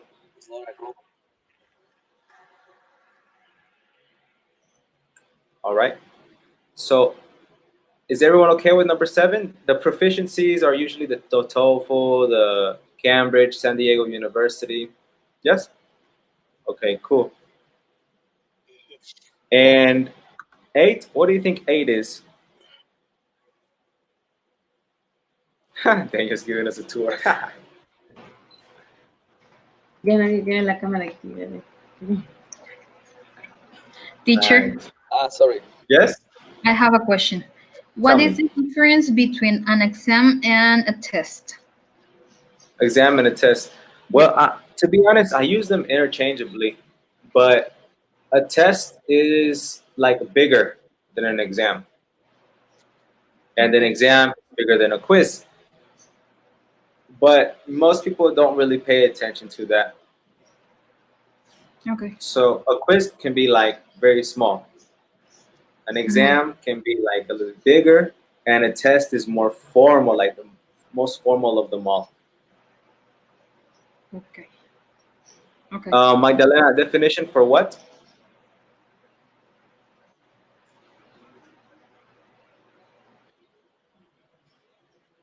Okay, the difference between exam and a test. Okay.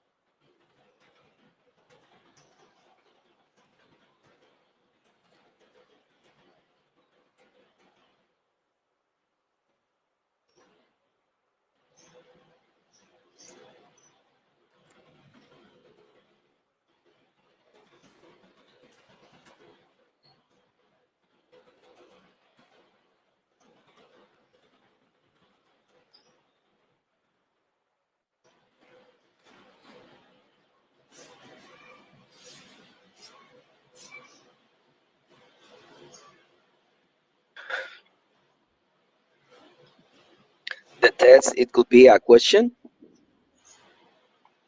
Yeah, it could be just something with multiple choice or free text questions and stuff like that. Exercise. Yeah, actually, on this website, it says that the exam is considered more formal than the test. The exam is considered more formal, Brenda. Mhm.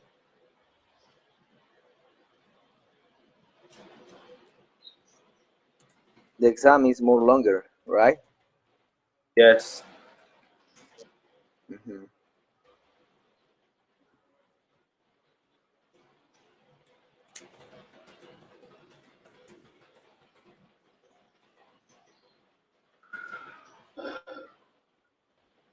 Maria Belen. Next, please.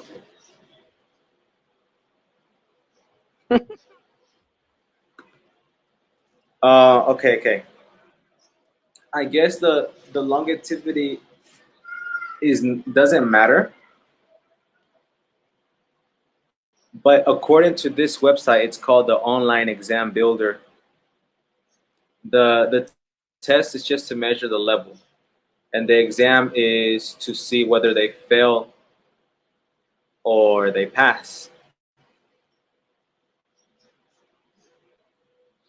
So during your semester, you apply some tests, but at the end, you have an exam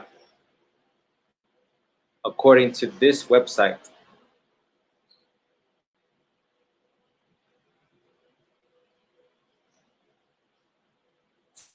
Some people say that the tests are worth less.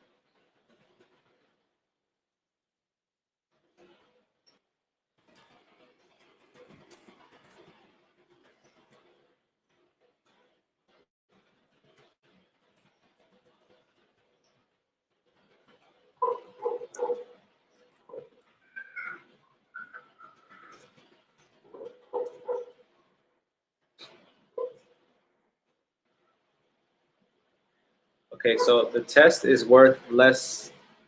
It's about a specific topic or subject, and the exam is more formal. It measures everything covered in the course. So what you could say is that, after each unit, you have a test, and at the end of the course, you have an exam for everything.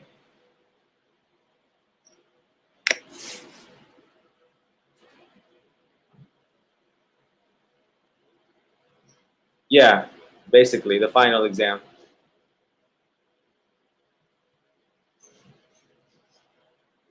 Don't do that.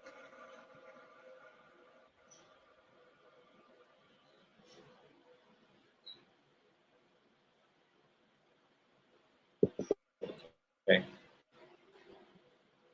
great.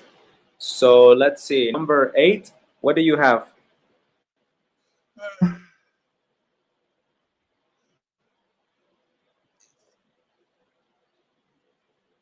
8F. you sure?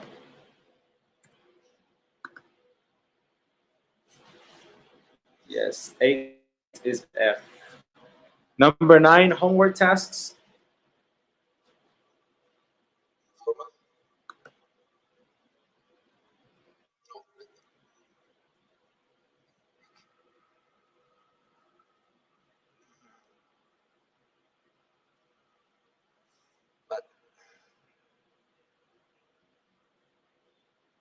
It could be both, no? It depends Yeah, on the it homework. could be both. It could be both. But according to the TKT, it is more informal. Now, exactly what Brenda said, it depends how you feedback them. Like if you just check this, like me, I put the smiley face and I don't really check if you are correct or not because we check as a class, that is informal. But if you're going to say, okay, give me your homework and I'm going to check it and give you the grade later, then that would be formal. It's a format. But yeah, but according to Cambridge, you know, the homework task should be informal.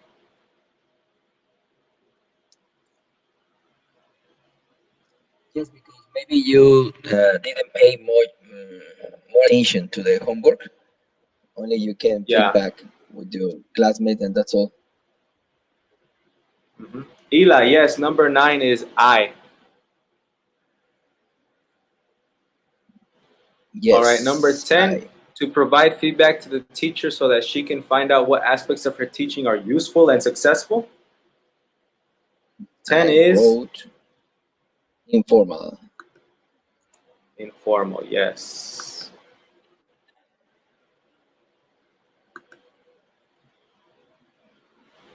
Yes, Brenda, 10 is informal.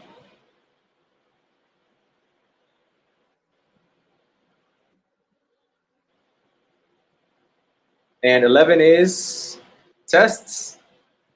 Maria Belen, really? I?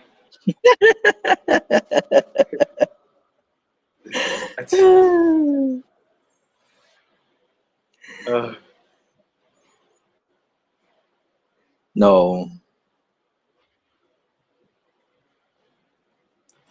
I wrote F. Formal. I said they are informal, really?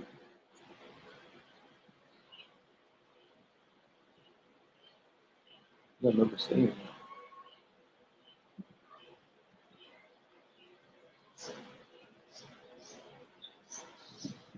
Yes, it's formal, right?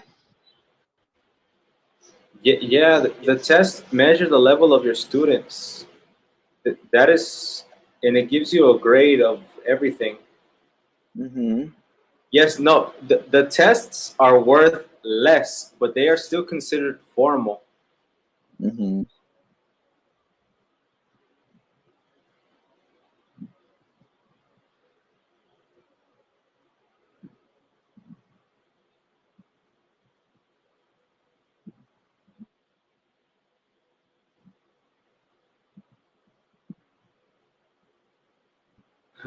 Why are you guys writing with caps? They're writing in caps, like they're yelling. Yes, ladies, with the test, you give a grade. Yes, it is considered less important than the exam, but you still give a grade, and that makes it formal.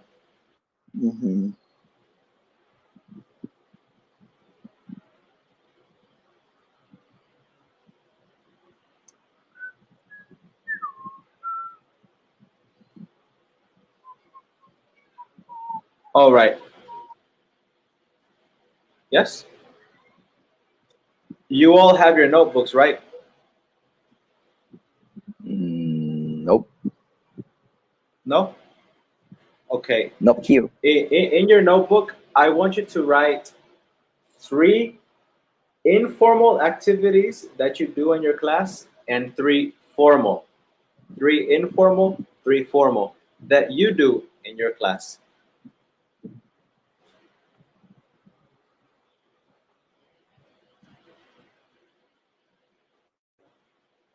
Okay?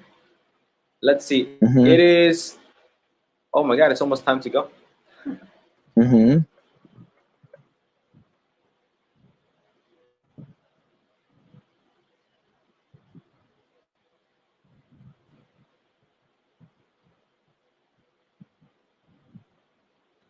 Oh no, Maria Belen, I'm gonna send you the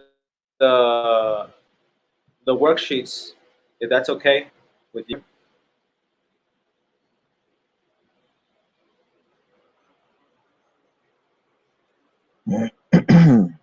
Yeah.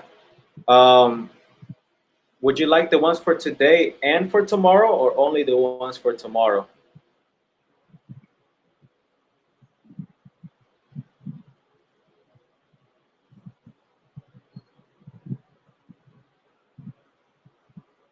Okay, I got you. Mm-hmm. Yes, yes, yes. I will send them to you. Yes, to this for from today activities because we want to Okay. keep the activities, Yes, and tomorrow definitely, for definitely. use. No. Okay. Yeah. Okay. So let's see.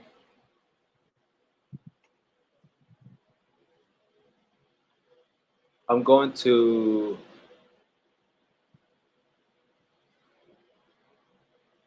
let's do this together. Don't worry about doing the 3 formal and informal activities. Don't worry. Let's do this quickly before you go. All right. Down here we have reasons for assessment to familiarize students with the test format, to allow the students to plan an appropriate scheme, etc. And over here we have situations. All right. In what situations do we use these assessments? All right. So let's look at number 1. The teacher has a new class. On the first day of course, she sets a test which covers some of the language points she expects the students to be familiar with and others that she thinks the students may not know. The students do not prepare for the test.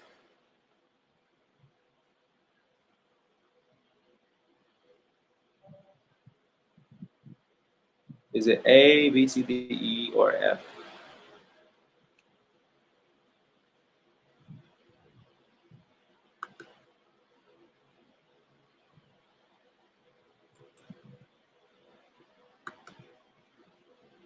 Yes, Magdalena, number 1 is B. To allow the teacher to plan an appropriate scheme of work. Yes. On the first day of the course, she sets a test which covers some of the language points she expects the students to be familiar with and the others that she thinks the students may not know. The students do not prepare for the test. Yes. Oh no, Daniel, don't worry about the 3 formal, 3 informal. Don't worry, because I checked the time and I was like, oh, we don't have enough time. I thought we had more time.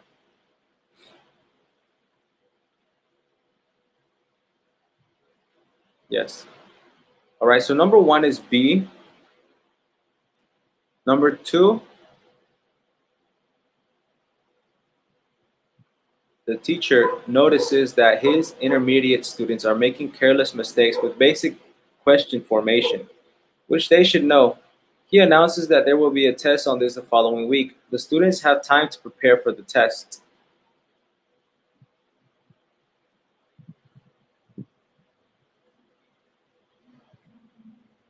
Yes, Ila? I'm gonna put you on activate your microphone. Tell me.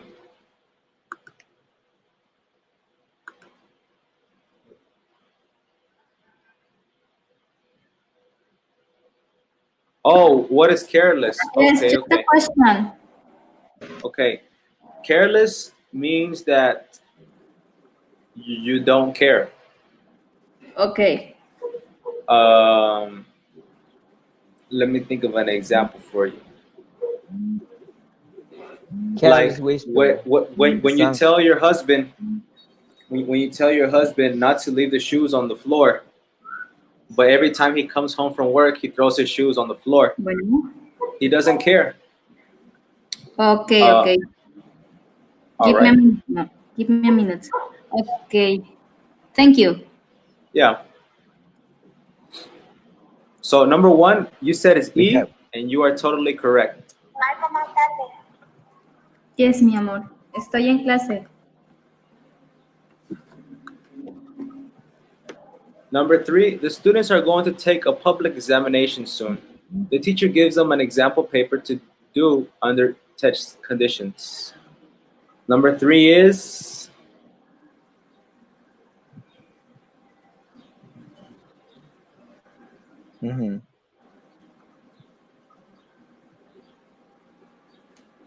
nice, yes. Number 3 is A, to familiarize students with the test format.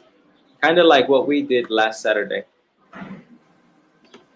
4, the teacher monitors students whenever they carry out speaking tasks and keeps notes about each student.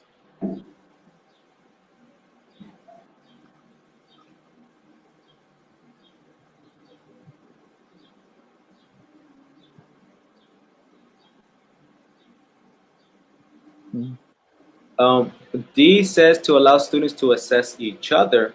Here, the teacher is assessing the student. It's not D.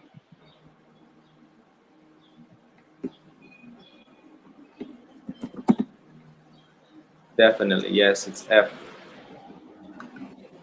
All right, and 5, the class has recently finished a unit of this course book which focused on the use of the present perfect simple with for and since. The teacher gives the class a surprise test on this.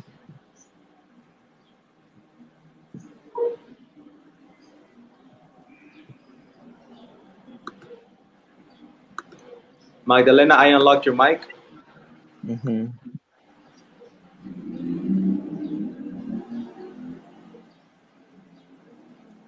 Yeah, thank you.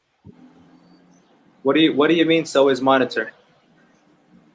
The number 4, I thought that it was B because I think that students are talking to each other and the teacher it was just monitor. Oh yeah, yeah.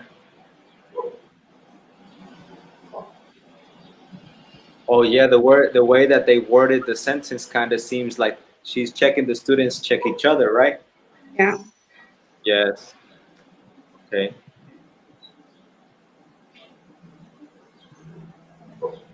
All right. I guess the last part says about each student. That helps you differentiate that. And number 5 is definitely C.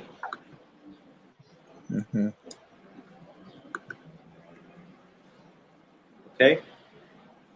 Yeah, thank you. And well, guys, that'll be all for today. We will be, expecting your messages on the WhatsApp group. I know some of you might want to continue taking this online course, or some of you prefer to do it in person, but it all depends on the majority. And well, any complaints, any suggestions, Mr. Mario Chavez and I will be, listening to you guys. Okay. Okay, So thank you. anything you had to say, please send it to the group, and we will be there. We will be attentive. Okay. Before we go, we discussed 3 things. What are the 3 things that we discussed? Identifying and selecting aims. Identifying and selecting aims. And what does that mean?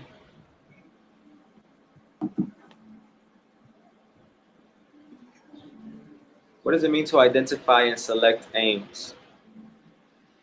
To know which kind of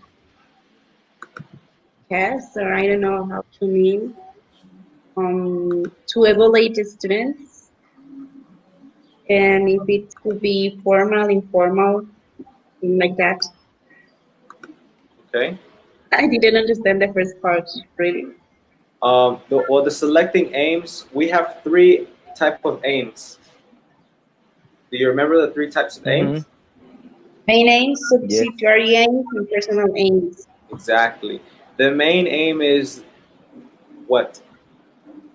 Main aims, I have that The are the unit. most important. Could you repeat that Most again? important part. Achieving a lesson. Yes, the most The important part. principal object. Yes, the The principal principal objective. object of the unit. Exactly. And what are subsidiary aims? It's the less It's the important. object. It's an objective too, but it's less important than the principal. Maybe it could be the vocabulary or things like that that get close with the Yes. topic, the principal topic. Very good. It's Brenda a. says the It's skills another students should kind. learn. It's Yeah. another kind of objectives to help to the main object. Exactly. And the personal aims, what are those? What the teacher Is wants to achieve, like own goals, Objectives things for like the that. teacher. Exactly. objective Very for the good. teachers. Yes. What we need to improve. Very good, Brenda. Nice caps. Um, and the next one is identifying the different components of a lesson plan. What are some components of the lesson plan? We have the main aim, we have the timing. What else do we have? Let me check.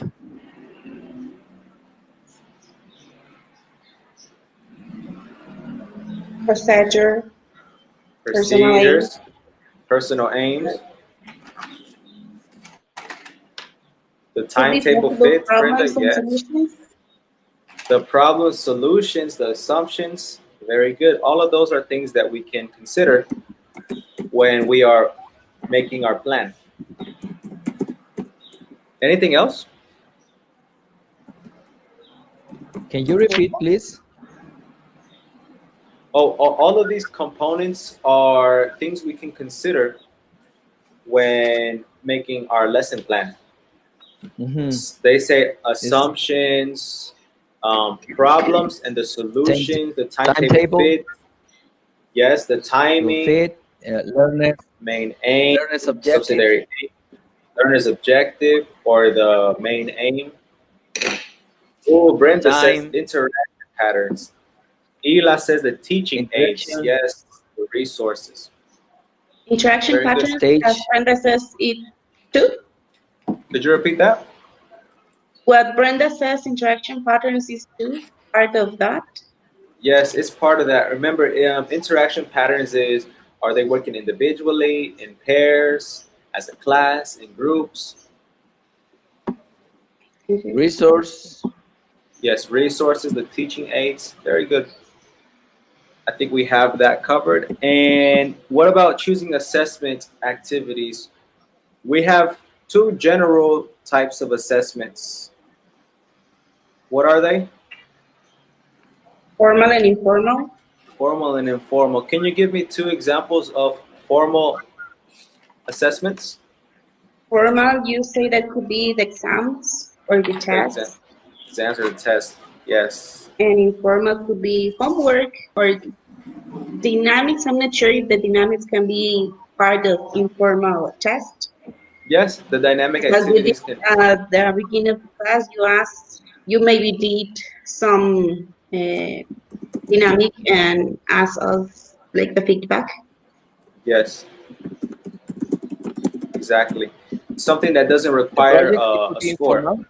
Yeah. Yeah, the project can definitely be informal or formal. Depends how you grade it. Well, guys, that is all for today. We will be expecting your messages. And thank you for assisting. Okay? Thank you. I will see you tomorrow. Okay? Have a nice day. 9 a.m., right? Yes. Okay. Blessings. Thank you. Bye-bye. Brenda G, let's be punctual. Take care, ladies. Daniel. Thank you. Thank you.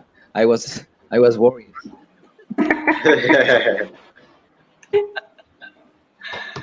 Okay, bye-bye. See you tomorrow. Bye.